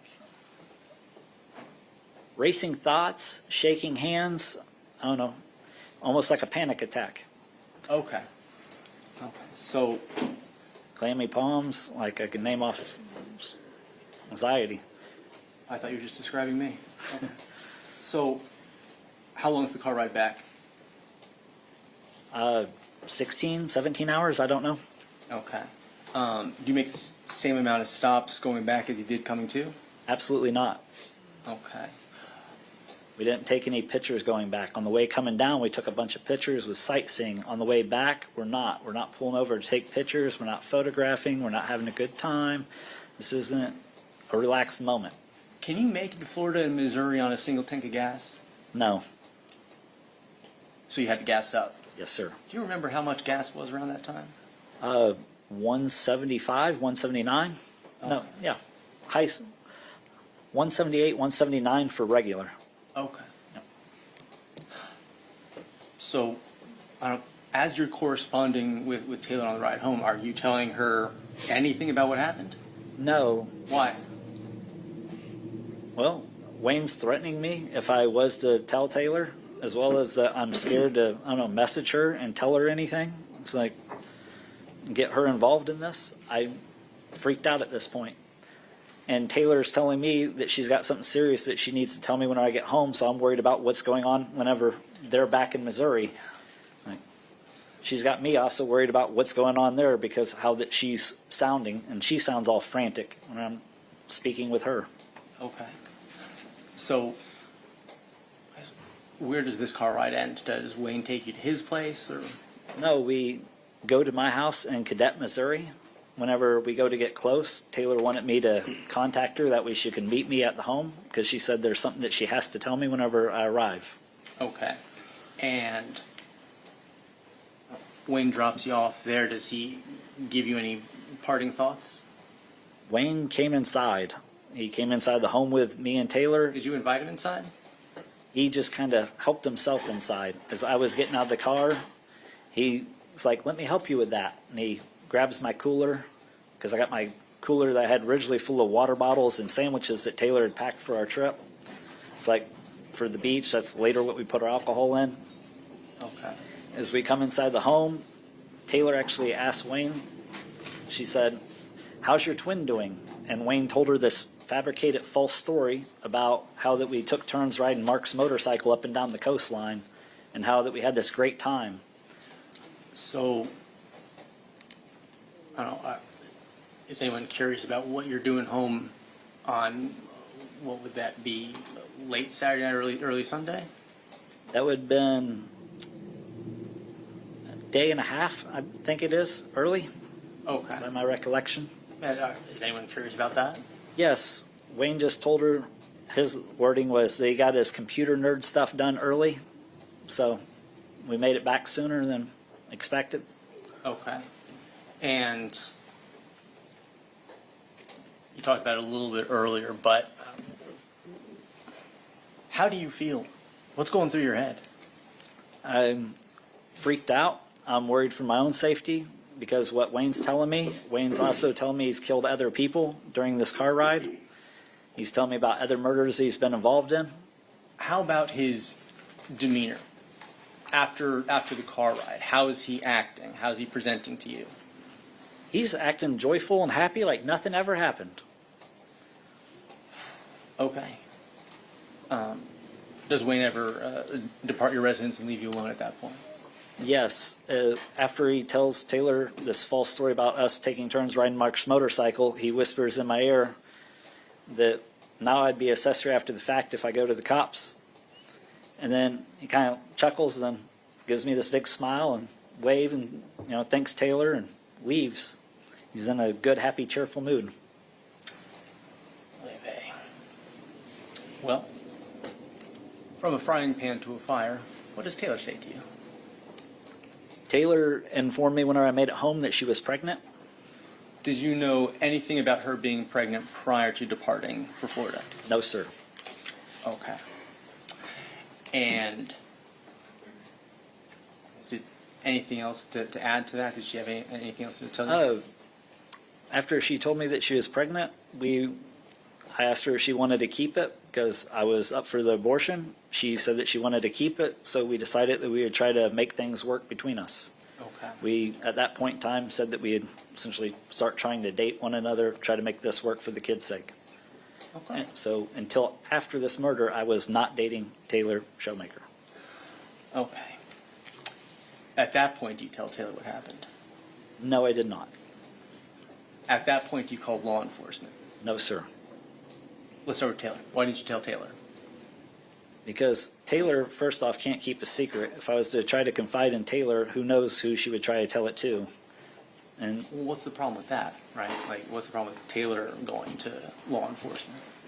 well, at this point in time, I'm concerned for my safety, her safety, as well as I'm worried about being charged for accessory after the fact for just being with Wayne in Florida. Okay.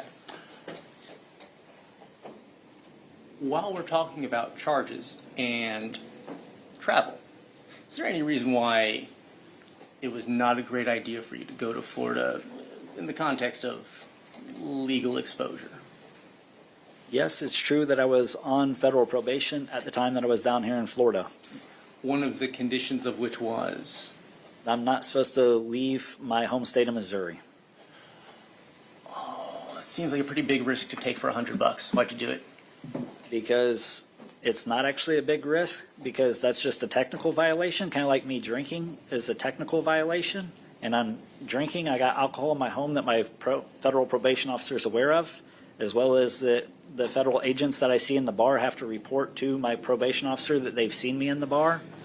I can name off a bunch of them. This isn't something that they violate you for. Okay. Another thing I'd like to ask you about. Curtis, you describe him doing some drugs. You spend a lot of time with Curtis.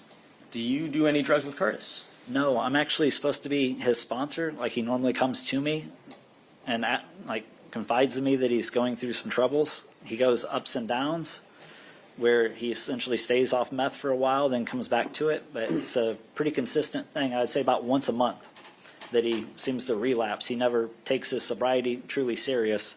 It's more that his wife wants him to be sober. Okay. Has he told you, or do you have any firsthand knowledge of any mental health reason besides TBIs that he might have some erratic behaviors? Other than seeing him, I don't know, yell and snap on people, normally whenever he's high on meth, like whenever we're on a job site. Well, you'd mentioned that he really only does side jobs for cash. Yep. Is there a reason why he doesn't work? Yes, because of his mental problems that he has. The diagnosis, I'm trying to... Objection, relevance. Sustained. Okay.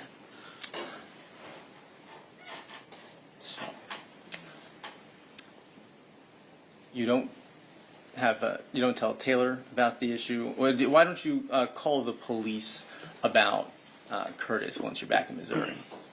Because of the numerous threats that he's made against my life, I take them very creditable after just witnessing him murder somebody with a hammer.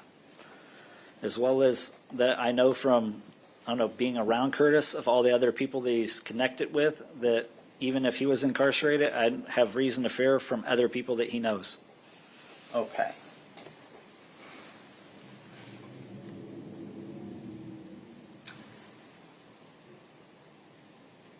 Well, luckily you had a cell phone with you. You took a bunch of pictures. Where's that cell phone now? It is destroyed. Oh. Why? Or I guess, when was it destroyed and why was it destroyed? It was destroyed after meeting Wayne at a bar. Okay. And after we met Wayne at a bar, Taylor Showmaker essentially tried extorting Wayne with this phone, telling Wayne, because whenever we met Wayne, in chronological order to make this make sense, the detectives came to our home July 18th. After the detectives came, we had to notify Wayne that the detectives had come. Why did you have to notify Wayne? Because July 13th, Wayne, after he got released from jail, he told me that the detectives would probably be to my house next, that he's got an airtight alibi, at which time I told Taylor Showmaker that Curtis Wayne Wright had murdered Teresa Sievers while we were in Florida. Okay. And he told us not to go, obviously, to law enforcement. I told her about the threats that he had made. Okay. I guess I'm still missing why the phone was destroyed. Okay, so after the detectives came, we notified Wayne. We met at a bar. Taylor's telling Wayne, as he gives us his false alibis, that she has pictures of Wayne in Florida sightseeing and taking pictures. She tries extorting Wayne with these photographs, telling him that the detectives had told her that he's being paid life insurance money by Mark Sievers, and that there's more than $1 million worth of life insurance. The detectives are offering her $55,000 to make a statement in this case. She wants to know how much that he's willing to pay her not to. At which time that Curtis Wayne Wright instructs us to destroy this phone, get rid of it, and get rid of anything else that would tie us to Florida or connect him to Florida at the time of the murder. Well, it would connect him. It wouldn't necessarily implicate you, so why would you destroy that phone? I've been wanting to destroy the phone since right after that Wayne called July 13th and told us to get rid of stuff. Taylor didn't want me to destroy it because it has pictures of her kids on it. Okay. I wanted to destroy it because Wayne's claiming he's got an airtight alibi that puts him in Missouri. He's working on Chris Taylor's truck. And I want to destroy anything that shows that I went to Florida or ever was with him, any of this. Okay. Well, how about everything else that came with you down to Florida? I think there was those coveralls. What happened to those coveralls? Taylor threw those out of the vehicle leaving her mom's house. And Why in the world would she do that? she knew I took them to Florida. I have no idea. She grabbed it off the floorboard of my car and threw it out. I still got 2 more pair that are inside the trunk of my car and a pair at home. The pair that was tossed by Taylor, was that the pair that came with you down to Florida? Yes, sir. Okay. And I think we've gotten The this other ones far. are fireproof. I think we've gotten this far without discussing what Curtis did with his bloody clothes. Did you see what Curtis did with his bloody clothes? Yes, after he put them inside the backpack, later whenever we was driving back to Missouri, while we was stopped, he threw them away inside of a trash can. Where was the trash can? It was at a roadside park. He threw away the entire backpack. Okay. Can you recall where in the world this park was? No, sir. We're just following the GPS, and it's in the early hours of the day. Okay. I'm glad you brought the GPS up again. Whose was that? That is Curtis Wayne Wright's.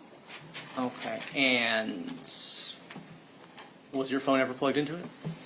He hooked my phone to it Why did he do that?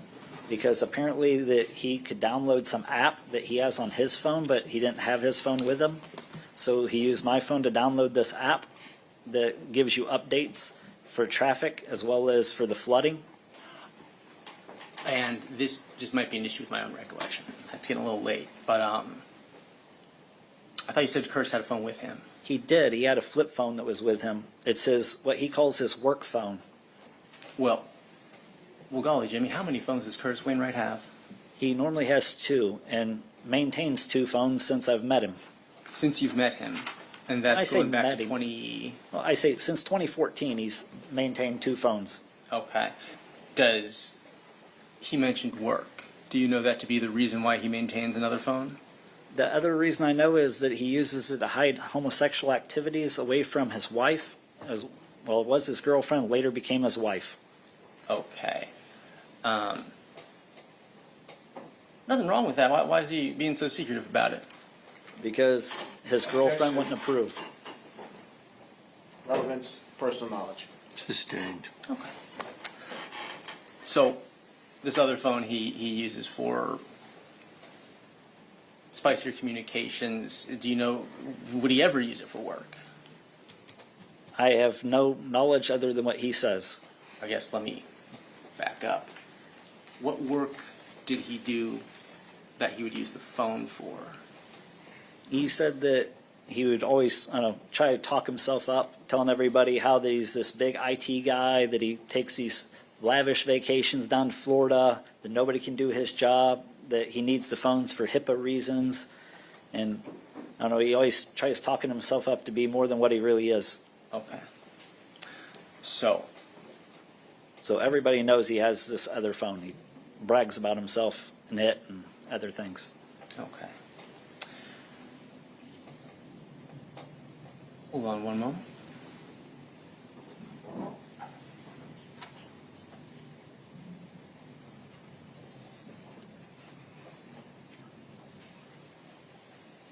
Mr. Rodgers, I don't know if you've caught it. I have said at various times, Curtis, Wayne, Mr. Wayne Wright. Who are all of these disparate people?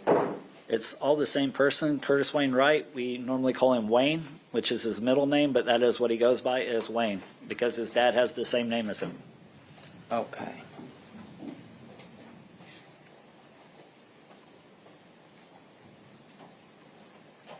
I think that'll do it for now. Thank you. State. So can we take a quick comfort break? We're running out of time. How long do you think your cross is going to be? I think I can be done in less than an hour. Okay, we'll take a 5-minute recess. Maybe I'll speak on sidebar for just a minute. You guys speak sidebar? For next year. Oh, I Hey, but we're still talking about the 5 weeks. Why would they put the 6 week out now already? This is no. Yes, sir.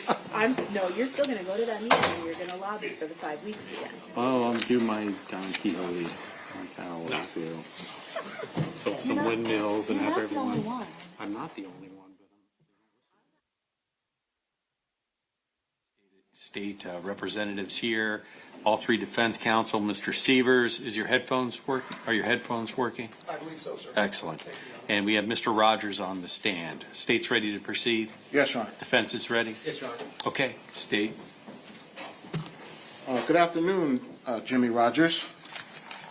Good afternoon. You told the court when we started that you know Hamid Hunter better than you know Mark Sievers, right? Yes, sir. You and I have never been to a wedding together. We've attended numerous court hearings together. That's not what I asked you. No, sir. You and I have never been to a wedding together. No, sir. You and I don't have any friends in common, right? Other than my previous attorneys. You and I don't have any friends in common, do we? We do, my attorneys.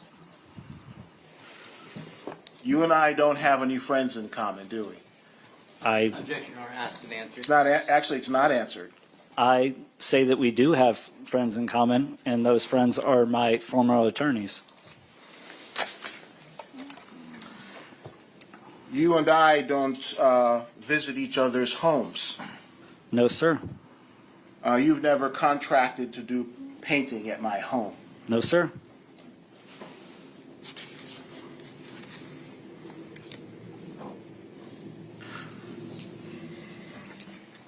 Mr. Rodgers, a lot of this regarding your testimony today started back on 12/19/2020. Isn't that correct? I don't know what you mean. I've been saying the same story to my attorney since 2016. Actually, it's not the same, is it? It is the same. Back in 12/19/2020, you dispatched a letter to Bonnie Sievers. Do you remember that letter? Yes, sir. And in that letter, you wrote a whole bunch of stuff about the case, right? Stuff referring to the discovery. Yes? To the discovery, yes. And in fact, in that letter, you wrote, fact, Wayne told Robert Wyben late Friday night, and Wayne told Angela Wright and Taylor Shoemaker Saturday morning where he was going as he was leaving. Right? It's in discovery. You're asking me about stuff I don't have direct knowledge this letter's not in to. discovery, sir. This is your letter. Yes, where I'm referencing things that are in discovery. I actually could cite some of those page numbers. Okay. You wrote, Wayne, while in Florida, took pictures, sightseeing, bought souvenirs, collected seashells for people back in Missouri. Wayne did nothing to hide that he was in Florida. You wrote that too, didn't you? Yes, sir. You wrote, Wayne did not show back up to Mark and Teresa's house until someone was home to give him permission to stay there. You wrote that, didn't you? If that is in the letter, then yes. In the letter, you didn't mention that you were in Florida too, did you? Without rereading the letter, then no. I cannot speak from my memory of a letter I wrote years ago. You didn't even mention in the letter that you were with Wayne, did you? To my knowledge, again, I can't recollect. If you would like to refresh my memory.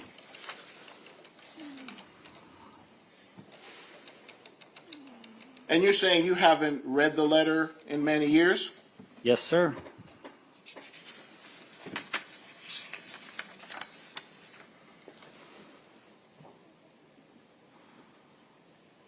You read the letter in 2021, right?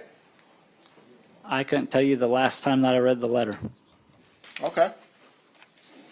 In fact, you signed an affidavit in 2021, isn't that correct? Yes, Mark's lawyers came versus getting my statement, came and had me to sign an affidavit that I wrote that letter, sir. And you wrote in the letter, or you signed an affidavit stating that the contents of the letter are true. To the best of my knowledge, they are. They're not true. They're half true, right? I disagree with what you're saying. Because you left out your involvement that you just told us about. You left that out of the letter, didn't you? Again, I have not seen the letter in years unless you would like to recollect my memory. In fact, Mr. May we approach? Sure. Thank you.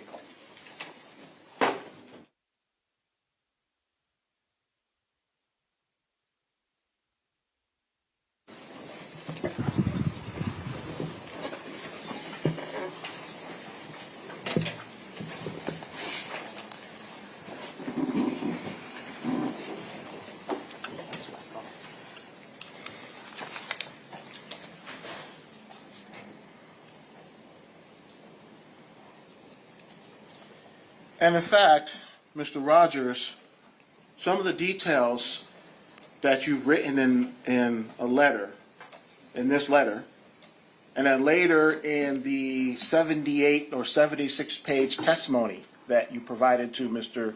Sievers' counsel are also the subject of the 3850 you have pending in your own case, correct? I do have a 3850 pending in my own case. And in fact, you believe that these details that you provided, including the testimony you provided today, may also grant you relief in your 3850. Isn't that correct? That is absolutely false. I'm inside of my 3.850. I go after ineffective counsel, which has nothing to do with Sievers' counsel, as well as I go after Giglio's violations, the use of known false perjured testimony that's contrary to the facts that are in evidence, suborned by the state yourself. That is on the record. The record stated inside of my 3.850. It's clear you have a problem with me, Mr. Rodgers. What I'm asking you is the details that you provided in this letter that you sent in here on 12/19/2020 to Mr. Sievers' mom, and the 78-page testimony that you provided to his counsel are details that you put in your 3850, right? Some of them are. Correct. That's a yes? Not all of what's in there is inside of the 3.850. The 3.850, again, stipulates 5 different grounds. To Right, say and what some of you're them saying have is to do actually with the evidence. incorrect. Okay.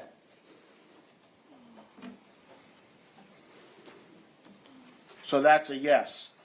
I just told you that you are incorrect. There's some stuff in the 76 pages that does correspond, means that it is related to the case that I'm also appealing. Yes, of course, the case, there's information of the case that's going to correlap and overlap each other. Yes. And you hope to win a new trial in your own case, right? In my 3.850, yes, I do. And in fact, Mr. Rodgers, on this very same set of facts that Mr. Sievers was convicted of and sentenced to death, you were convicted of second-degree murder. Isn't that correct? Unarmed second-degree murder. Yes, Yes. sir. That's a yes? Yes, sir. You were convicted of second-degree murder and sentenced to life because you are a prison releasee reoffender, correct? Yes, sir. And if you do get a new trial, you get a new trial for second-degree murder, correct? Unarmed second-degree murder. Yes, sir.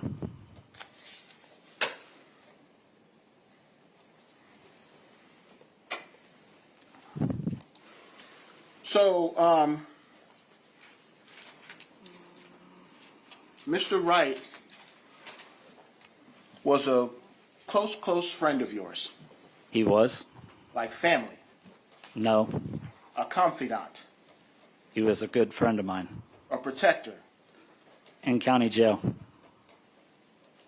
a counselor, Absolutely not. a counselee, Don't know definition. somebody that you provide counsel to or assistance, That's what being a friend is. somebody you trusted. Yes. You gave him keys to your house. Yes, sir. He can come into your house anytime he wants. He could have.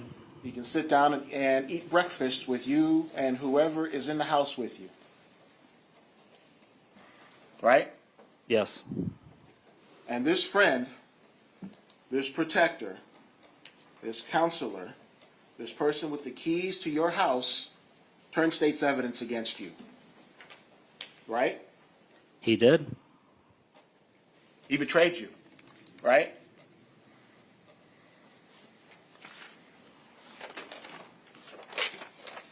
Is that a yes or a no? I didn't realize that was a question. Yes. I said he betrayed you, right? Yes.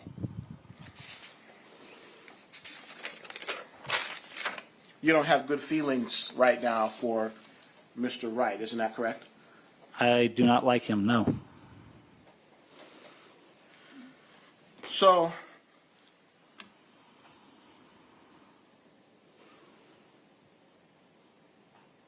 you agree, you heard the state's case during your own trial. Yes. You agree that you and Curtis Wright drove overnight to Florida, Yes. nonstop. Yes. You agree that you went to Walmart and bought miscellaneous things, including shoes, garbage bags, baby's wipes, lockpick kits, or whatever you want to call it, in Walmart, right? There was absolutely no lockpick set. I was actually continuously trying to get to repeat that just like now. There is no lockpick set. You agree there were some tools bought in Walmart, right? Yes, there was tools bought at Walmart that you couldn't pick a lock with if you ever even dreamt or attempted to. They're way bigger than the lock. We agree that they were tools bought. Yes, there was tools bought. We'll say tools. We won't say lockpick kit, all right? You agree that you had your phone on all the way down to Florida and all the way back, right? Yes, sir. You agree that your phone was in use during the trip, correct? Yes, sir. And you heard the testimony about your phone during your trial, right? Yes, sir. And you also agree that Mr. Wright had a second flip phone of some kind, correct? Yes, sir. That he brought with him on the trip. Yes, sir. A phone that he wasn't really using to communicate with anybody with except for Mark Sievers, right? I don't know who all he communicated with on that phone. He has that phone all the time with him. He wasn't using it during that trip, though, was he? Other than to play video games or whatever he's doing on it, I don't know. You agree that after driving all night from Missouri to Florida, that you went to the Sievers house in Bonita Springs? Yes, right? sir. Just the two of you, right? Yes, sir. And you went inside the house. You agree with that? Yes. And you got inside the house because Mr. Wright had the keypad code for the door, right? Yes, sir. And you got inside the house because Mr. Wright had the alarm code. Yes, Correct. sir. And he used a keypad that you later wiped his fingerprints off of, right? I wiped my fingerprints off of the garage door button inside the garage. Okay. You agree that there was a hammer on a freezer inside the house. Yes, sir. And you agree that that hammer was used to hit Teresa Sievers in the face and head, right? Yes, sir.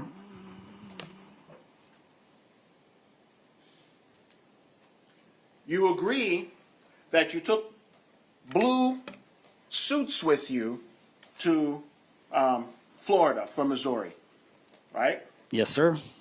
And those suits they're heavy gauge material, right? That Doe Run works with chemicals, right?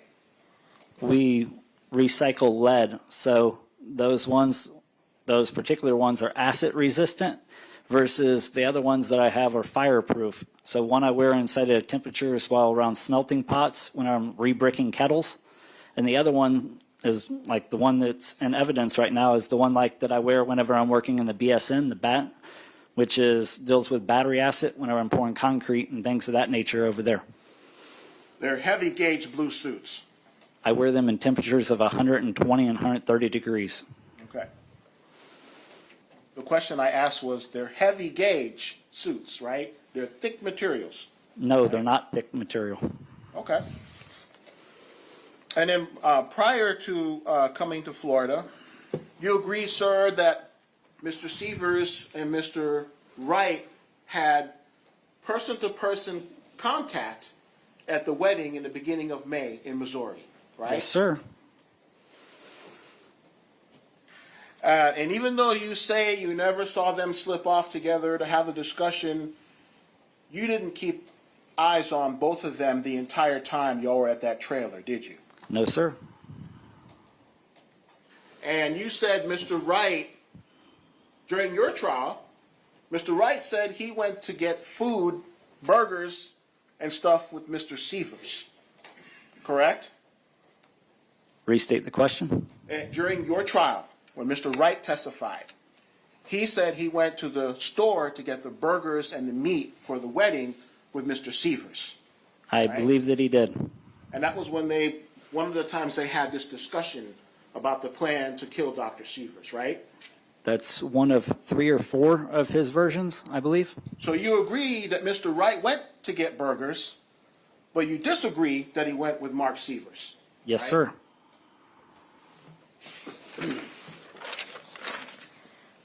You agree, sir, that there in Missouri that weekend was you, Mark Sievers, Curtis Wright, Angela Wright, Taylor Showmaker, and others, correct? On the weekend of the wedding? Correct. Yes, sir.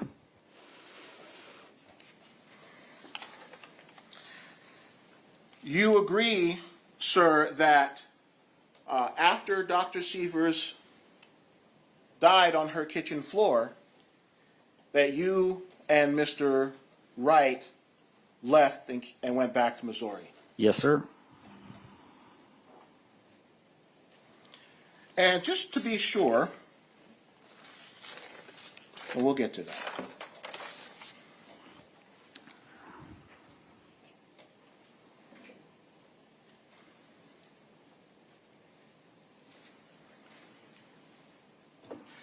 So,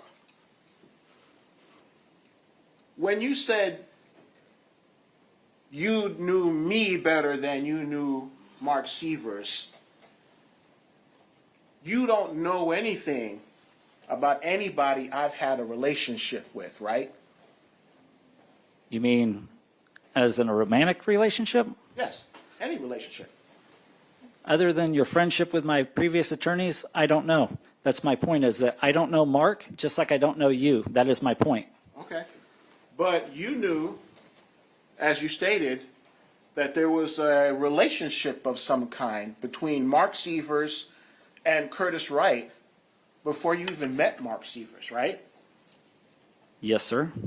You talked about a relationship going back to college, right? Wayne told me whenever they were teenagers.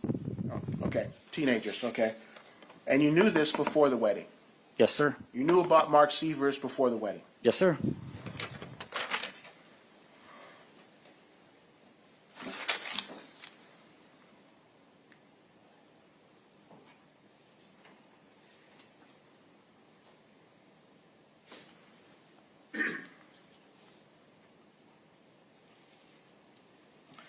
So, even though you said earlier that you had 4 days off that weekend, right? Yes, sir. You got off on Friday, and you weren't scheduled to be back at work until the following Wednesday, right? Tuesday. I got Saturday, Sunday, Monday, and Tuesday off. Okay. I go back to work Wednesday. Tuesday. I wasn't trying to trick you. That was my mistake. Yes, sir. But you had to call your boss and tell him you were leaving town because you might get called into work, right? I just was nice enough to tell him that I was leaving. Not that I get called into work. I just generally volunteer for overtime. So whenever things pop up, I'm their go-to guy because I'm always liking to work more hours. I'm trying to keep my bills so low while working as many overtime hours as possible to save my money. And you felt it necessary to call and let him know you were leaving because he might call you with work, right? I didn't call him. I told him in person while I was at work. I was Okay. kind of excited to come down to Florida. Thought that it'd be fun. July, all you see on TV is normally Miami Beach. I didn't realize it was going to be a bunch of older women. I thought it was going to be more like Miami Beach. Be a lot more fun. Yeah, we can tell jokes after Mr. Sievers. I wasn't joking. After we're done talking about Mr. Sievers' death penalty case. What I'm trying to get at is you called your boss or spoke to your boss In person. and told him you were coming to Florida so he'd know where you were. Isn't Yes, that sir. correct? Yes, sir. Just in case he had some work for you to do, right? Yes, sir. And when you work for him, you get paid more than $100 to do a job, don't you? I get paid $13 to $15 an hour while working for him. When I do cash jobs, I don't have to pay taxes. So I normally make cash jobs around $10 an hour. But if I do this painting, my figure is I'll do somewhere around 8 to 10 hours of work if I was to do this painting that Wayne's telling me. Equals about $10 an hour, plus I get a free vacation out of the deal. supposed to stay at Mark's house. We're going to go to the beach. Supposed to have a good time. Pays for my meals. You were getting a vacation where you drive all night without any sleep, right? I drive, but I can sleep in the daytime, so I'm driving at You were night. getting a vacation where you drive all night without sleeping, correct? Yes, and I also work at 4 a.m. You were getting a vacation where when you get to Florida, you go to the beach without any sleep, correct? Yes, sir. You were getting a vacation where you don't have a place to take a shower or change your clothes, right? No, because I was supposed to be showering and changing my clothes at Mark Sievers' house. And these hours that you keep referring to are normally my hours I work. As I stated earlier, that I go to work at 2 a.m. to arrive at 4 a.m. at my workplace. That's right, staying at the house of the man that you don't know, right? Just like all the other people who hire me to install flooring, windows, paint their houses, etc. This is what I do for a living. They let you stay in their house overnight? No, Their families? the people who hire me don't know me, was my point. I'm staying there with Curtis Wayne Wright, who comes down 4 or 5 times a year, a person who used to actually live with Mark Sievers for numerous years. And while y'all were at the wedding, waiting on Mr. Sievers, you knew who he was when he arrived, correct? Yes, because everybody started yelling his name. Everybody's been waiting on him. You didn't have to say, who's that guy? No, sir. Why is he here? Right? Not when everybody starts hollering his name and gets up to come over to greet him, shake his hand, give him a hug. No.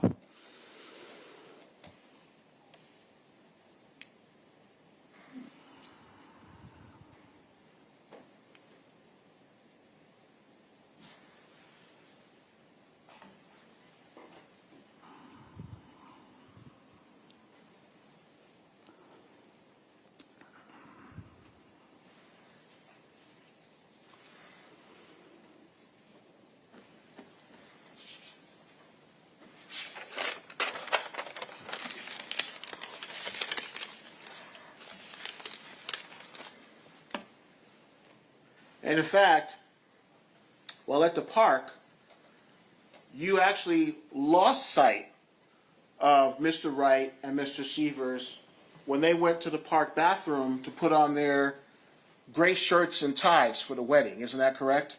There's numerous people that are going to and from the bathroom, so yes, it's a bathroom, public bathroom at a public We park. can stop at yes. You lost sight of them when Yes. they went to the bathroom to get dressed for the wedding, yes? Yes, sir.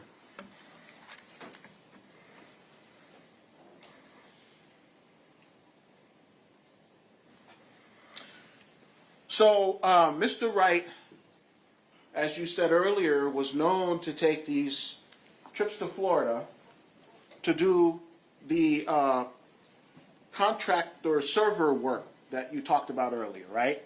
Yes, and other work. And despite the fact that Angie Wright, Mrs. Wright supposedly expressed concern to you about him driving alone, he managed to get himself down here on prior occasions, right?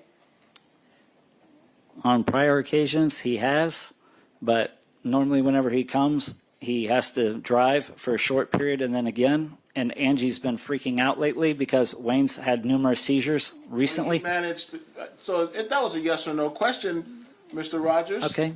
So Yes. he managed to get himself down here, Yes. and he managed to get himself back on his own, correct? Yes, sir. Thank you.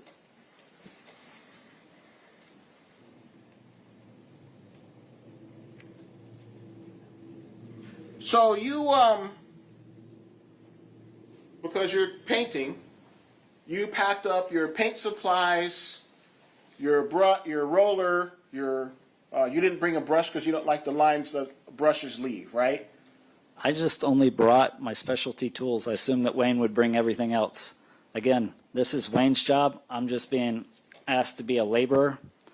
Kind of like if you hired me to be your roofer and you own a roofing company, I don't bring anything other than my tool belt. I don't bring everything. And you said Mr. Wright brought some paint with him. Yes, sir. Was that inside paint or outside paint? You would have to look at the pictures of those paint cans in Discovery that were still inside of the bedroom at his trailer. Was it latent paint or flat paint? I don't know. I didn't open them to look or read them. Do you know what you were supposed to be painting? No. And it's not beyond conception for a person to use a hammer to prep a wall for painting, right? Objection, Your Honor, argument two. Overruled. I've never seen anybody use a hammer to prep a wall. That sounds crazy to me. So you mean if I wanted to paint this wall over here, where that picture of Judge Anderson is hanging, and I needed to pull a nail out of the wall so I could get a nice roll down the wall, I wouldn't need to use a claw hammer to pull the nail out of the wall? You would need to use some kind of tool, yes. And then when I was done painting, and it was time to hang Judge Anderson back up on the wall, I might want to use a hammer or some other tool to put a nail in the wall to hang the picture back up, right? If you were the homeowner, yes.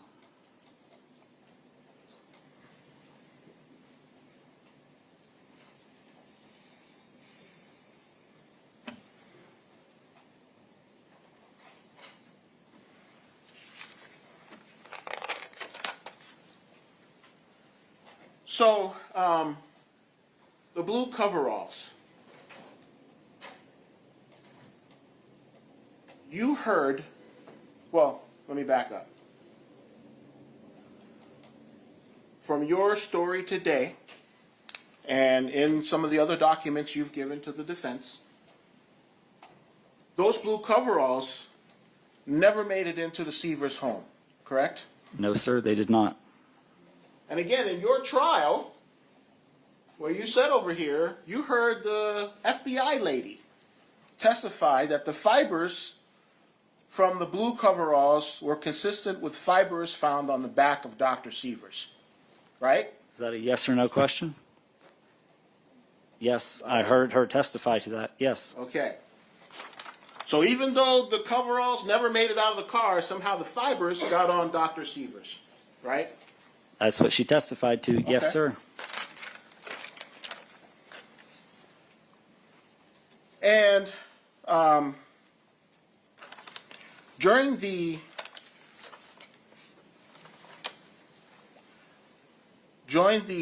before the attack, you said that Dr. Sievers' bag or purse dropped and a bunch of stuff fell out on the floor, right? I just noticed stuff on the floor after she was swung to the floor. I don't know, again, if she had her purse with her or what was going on. I just seen a bunch of stuff on the floor after she was flung to the floor. I just seen a couple arguing, and then immediately after he swung and hit her, she took off running. Again, this was a quick incident. This was seconds. That stuff was on the floor before you, from your story, from your part of the story, you're saying that stuff was on the floor before Mr. Wright drew blood from Dr. Sievers.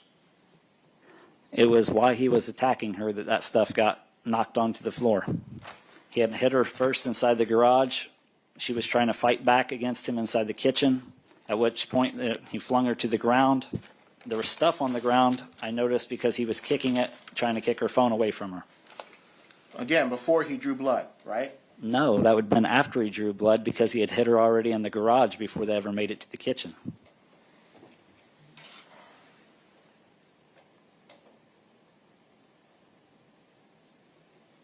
So what I'm trying to understand, Mr. Rodgers, is you said the stuff fell on the floor when he flung her to the ground, right? That's when I noticed the stuff on the floor, is after she was flung to the ground. Yes, sir. But when she was flung to the ground, she hadn't yet been struck in the back of the head with the hammer, correct? She had been struck in the face area, at least while she was facing Curtis Wayne Wright inside the garage at that point. She hadn't yet been struck in the back of the head with the hammer, right? Not to my knowledge. Okay.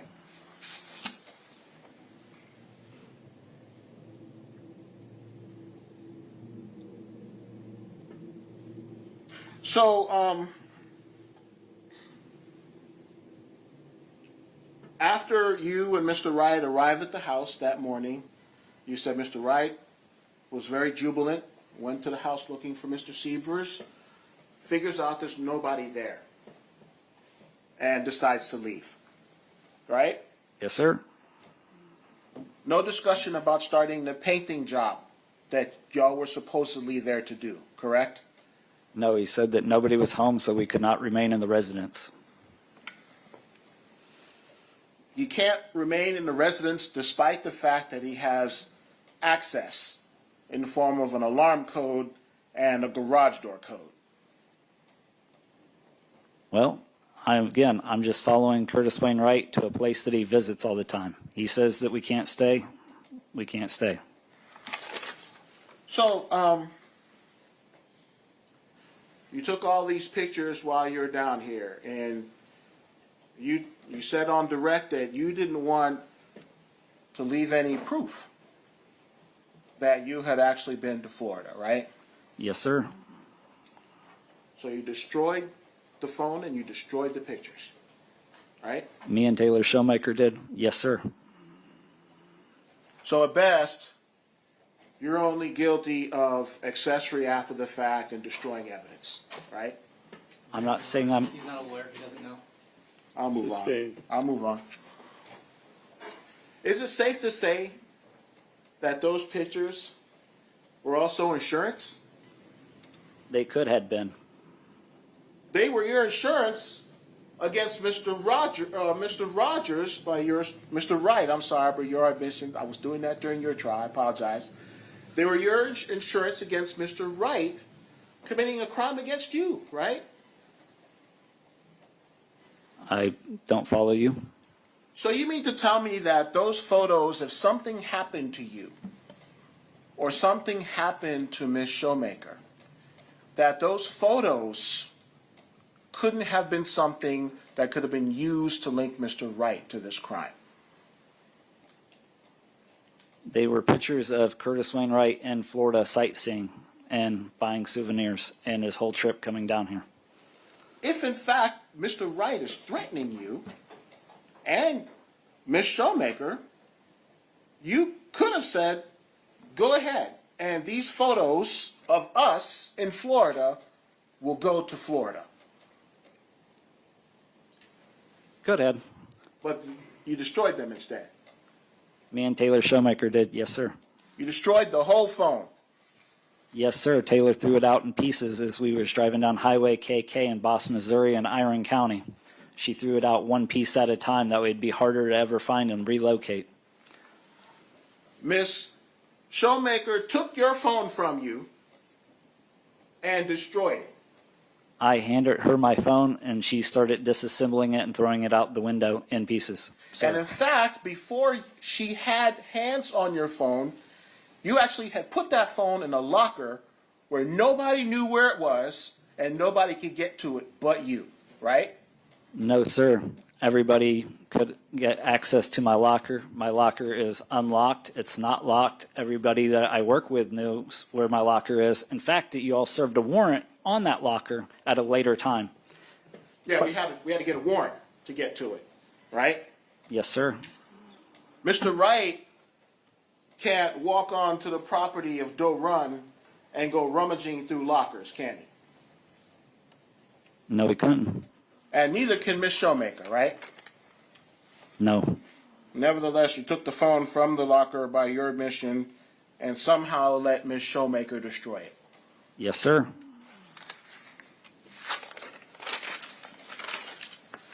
And despite the fact, by your admission, or by what you said here today, the coveralls never made it inside the residence, but for some reason, they had to be destroyed. Right? No, sir. Or they had to be discarded. No.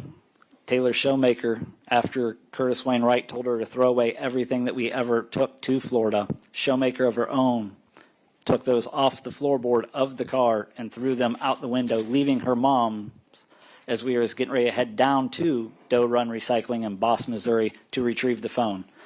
I don't know why she threw them out, other than that she knows that I took them to Florida with me. Ms. Showmaker is some kind of criminal mastermind. I don't believe so. She has an 8th grade education. In fact, you've told us before that you didn't think she was very smart, right? She is not. And despite her lack of smarts, for a better term, she was able to figure out that it was important somehow to get rid of these coveralls and get rid of this phone, right? There's Speculation. He doesn't know what's in her head. You just said she wasn't smart, Judge. Oh.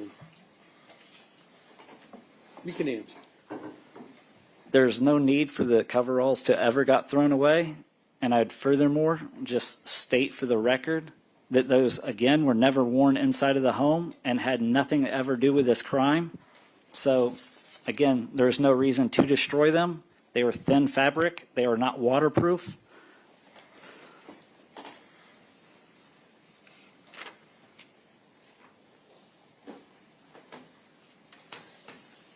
Who's Jimmy the Hammer? I don't know. That's not you? No, it is not. You had a Facebook account, right?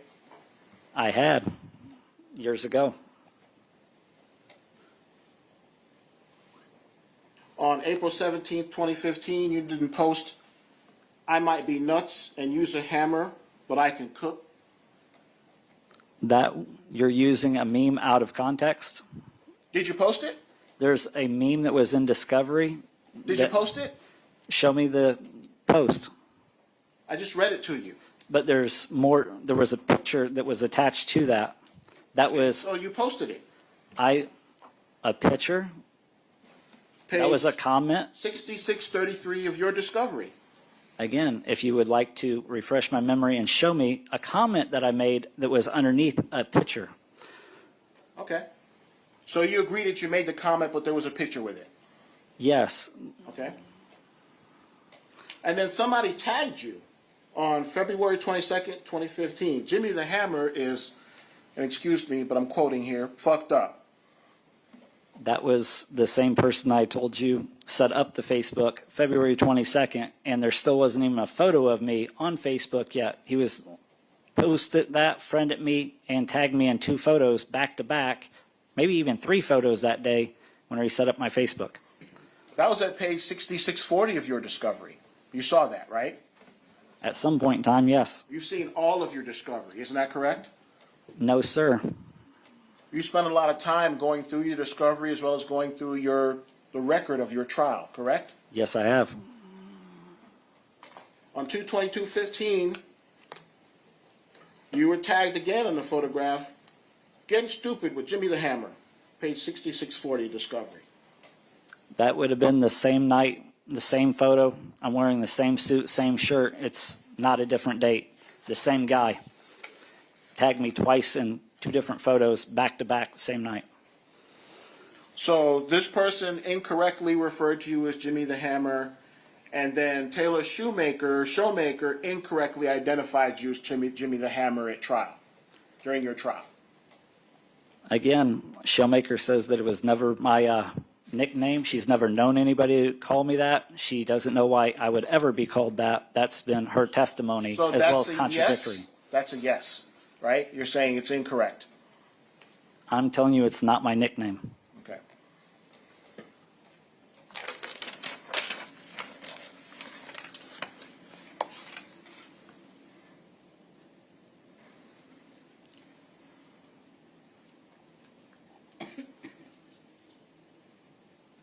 You didn't wash off your hammer in the crime scene? I never had a hammer. But you did have hammers at your house, right? Yes, sir.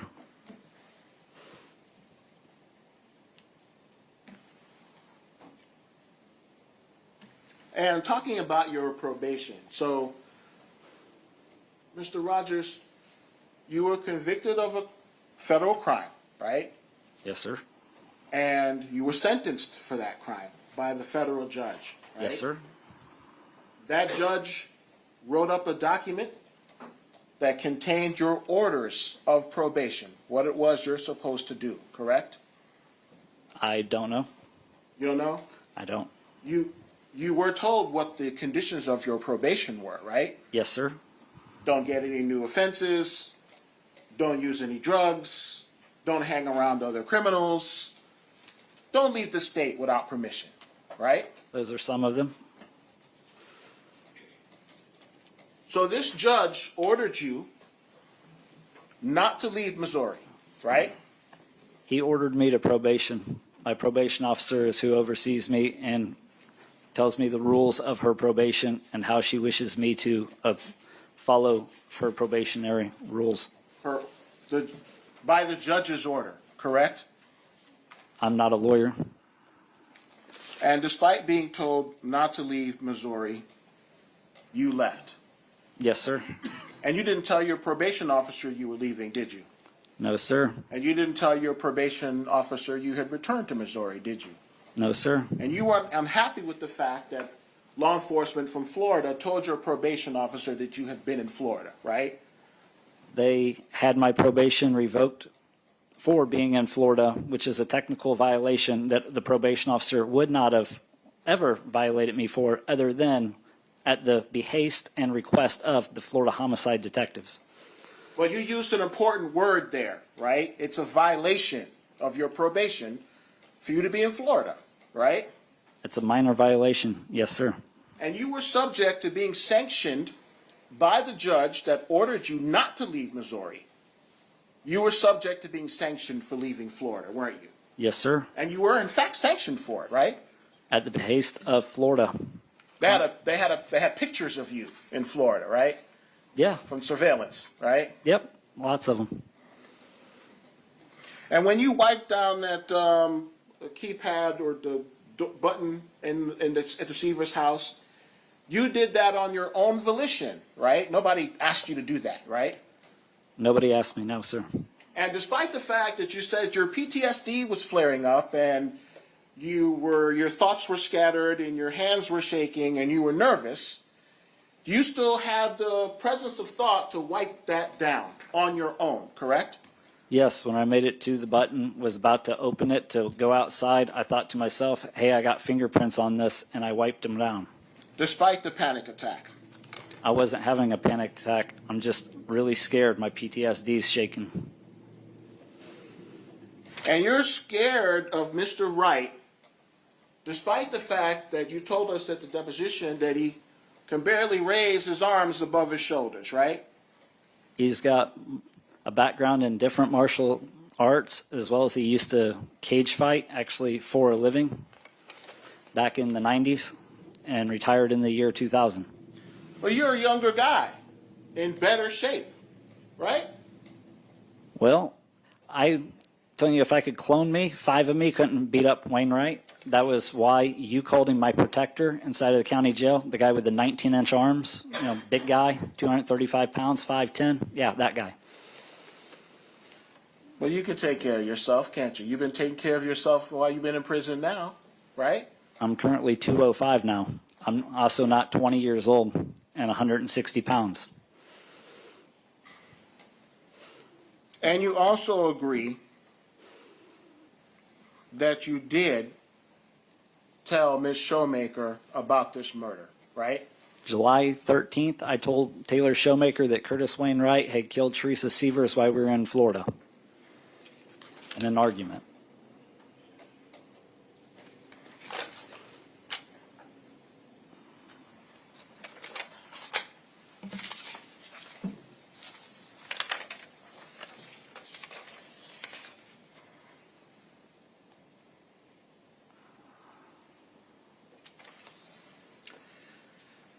So,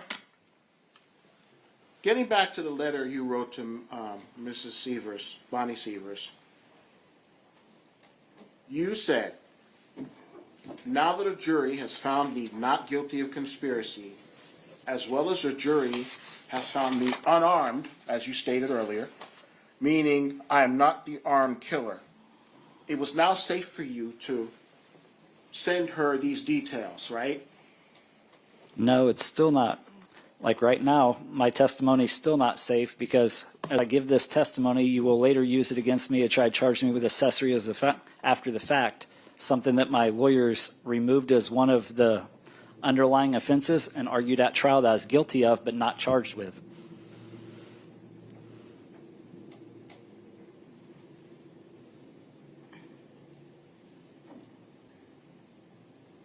Mr. Rodgers, you're convicted of second-degree murder. It's our plan to keep you convicted of that. Objection, that's not a question. Sustained. Withdrawn. You said in that letter, here are some facts about the case that I would greatly appreciate you researching and sharing. You wanted Mrs. Sievers to provide you with some assistance and information with reference to this letter you sent her, correct? Absolutely not. I'm telling her that her son is an innocent man and telling her to look into the discovery, the same discovery that's available to the public right now that actually you could get on any cell phone and watch some of these interrogation videos. And her son is innocent because you say he's innocent. It's Right? my word versus Curtis Wayne Wright and his 26 confessions. And the physical evidence, right? Physical evidence is on my side. And Ms. Shoemaker is also incorrect, right? Ms. Showmaker, I agree with most things that she says as far as discarding evidence, even her alleged so-called confession where she says, we were laying in bed. She claims that despite us lying about going to Florida, she says that she told me that she knows that we had something to do with it. And I told her, yeah. She asked what the murder weapon was. I told her a hammer. You told I never her, told her- You told her we did it with a hammer. No, I did not. Showmaker's also changed her testimony numerous times. Again, I told her, yes, we had something to do with it. Yes, what the murder weapon was. That was it. There is no any other information I provided Taylor Showmaker about this murder. So that big detail that you said we did it. I didn't say we did Let it. me finish my question. You said we did it as opposed to he did it. That's a pretty big error for a woman to make regarding the father of her child, right? Is there a question here? I just asked you. It was too That's a long. pretty big error for a woman to make regarding the father of her child. Isn't that correct? For 19 grand, she has plenty of motive.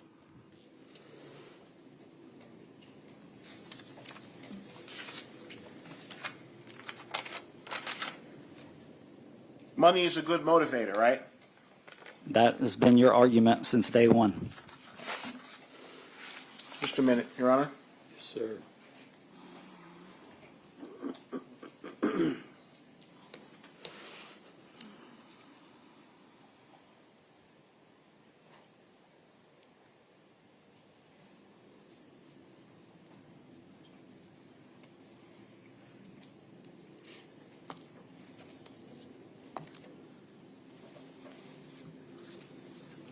So, Mr. Rodgers, you said earlier that you were scared of Mr. Wright. Yes, sir. Mr. Wright came to jail in Lee County back in 2015, right? We had him locked up. Yes, sir. Couldn't get out, right? And even then, you didn't volunteer this information, right? No, That's a specific. no. No. No, okay. I'm speaking here. So I gave my I'd lawyers, like to ask my next question. but you didn't give me. I never answered your first question. You said no. That it was not my answer. My answer is what I'm trying to say right now. Okay. Is I told my lawyers exactly what I'm saying right now, and my lawyers, because how they explained to me, just like the lawyer that I got after my second interrogation, as well as whenever we got Kathleen Fitzgeorge as my lawyer after my fifth interrogation, all explained to me that how this works is I'm supposed to tell my lawyers what I know. My lawyers then relay it to the prosecutor in exchange for a plea bargain.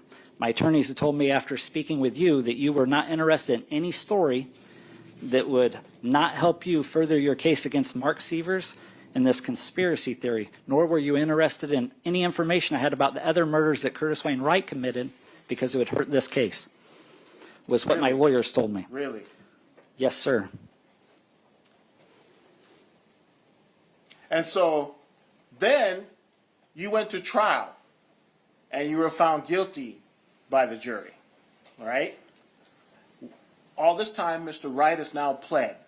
He's going to prison for 25 years. You still didn't tell us this story, did you? I, again, wanted to speak. My Yes or lawyer, no? I did not. And then you were sentenced for second-degree murder, sentenced to life. And you still didn't tell us the story, right? At what point in time was I supposed to, and how? So you mean to say that despite, you told us how scared you were of Mr. Wright. Mr. Wright is locked up. Mr. Wright is going to prison, and you were still scared? Who was I supposed to tell this to is what I'm asking you. I told it to my attorneys. You had pen and a piece of paper.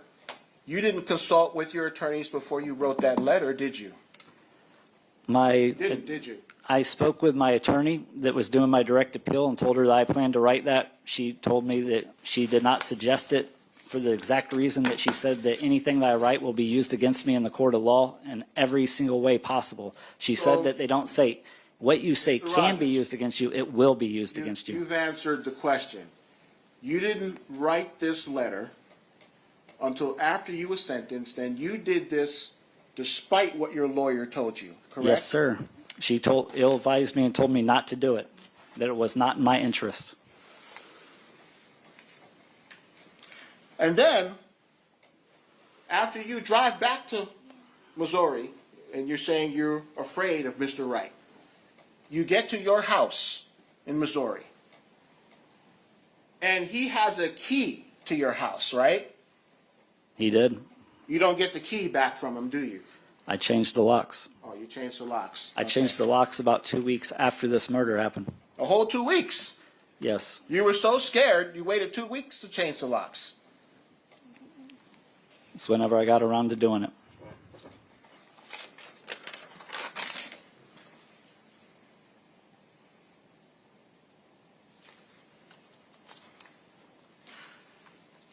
Then, weeks pass. Y'all are up in Missouri. The detectives are down here in Lee County investigating a homicide. You still don't tell anybody what Mr. Wright allegedly did to Dr. Sievers by himself, right?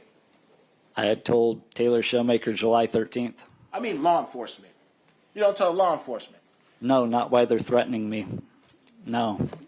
It would be stupid to tell law enforcement that you were at a scene of a crime that's also threatening you with accessory after the fact, impeding investigation, harboring a fugitive, as well as asking you if you're guilty of conspiracy to commit murder and first-degree murder.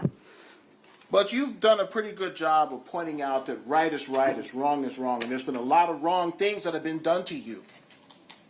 Correct?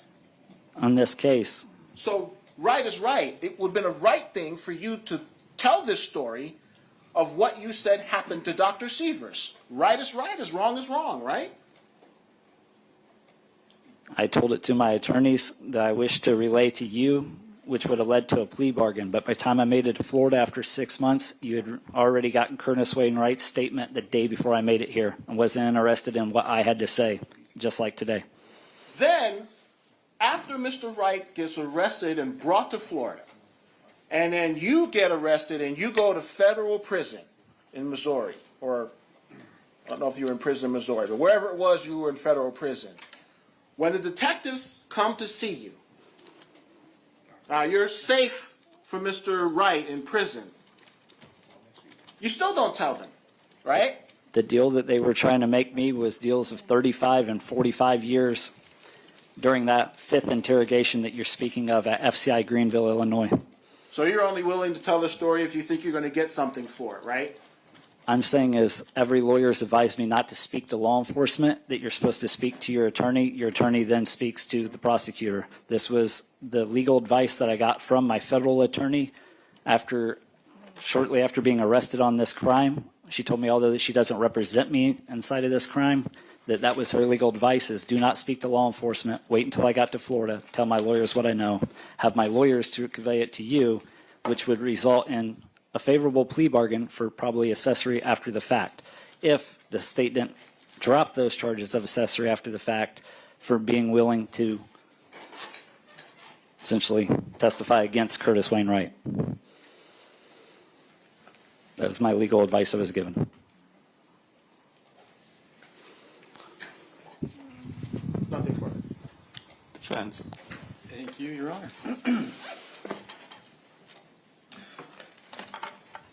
So this letter,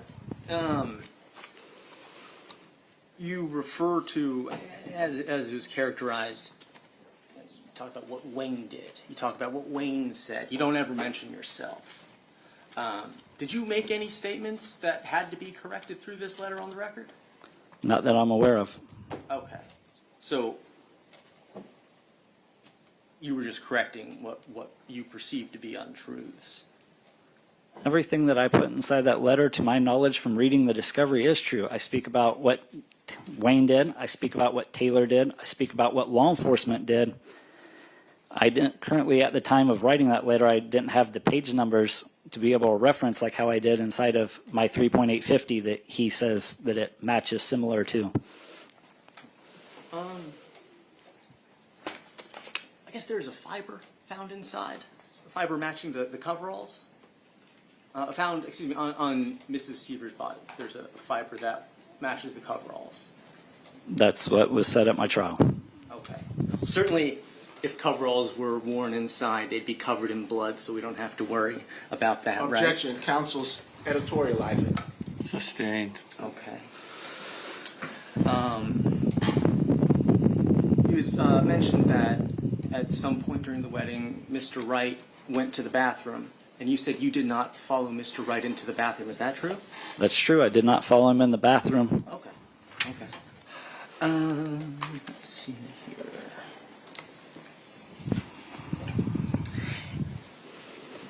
In your case, what were you charged with initially?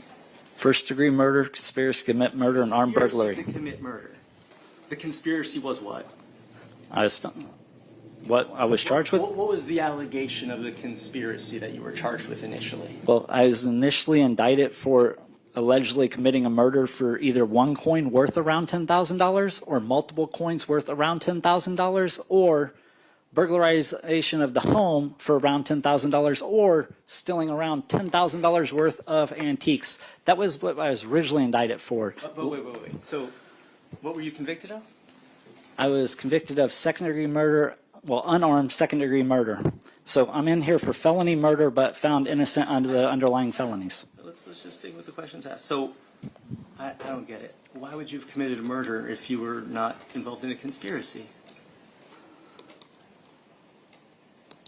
Is there a question? I'm trying to understand how that happened. Do you know? How I'm convicted of a murder? Why would you have done this murder if you weren't part of a conspiracy? I would not have done this murder. Okay. I have no reason to kill Teresa Sievers. You None. were acquitted of participating in a conspiracy to commit the murder of Teresa Sievers. Yes, sir. Okay. Nothing else, Your Honor. Thank you. Is this witness to be released or retained? Release, Your Honor. State? Released, Your Honor. All right, so you can step down. They'll send you back. Any further witnesses from the defense? No, Your Honor. Okay. Your Honor, would the court order Mr. Rodgers to be sent back to South Bay? I'll put it on my minutes. What I Okay, just said, thank you. then he be sent back. Thank you. Sir, I guess I should be more explicit. No, I understand. I heard You got me. you said it. Oh, you got one.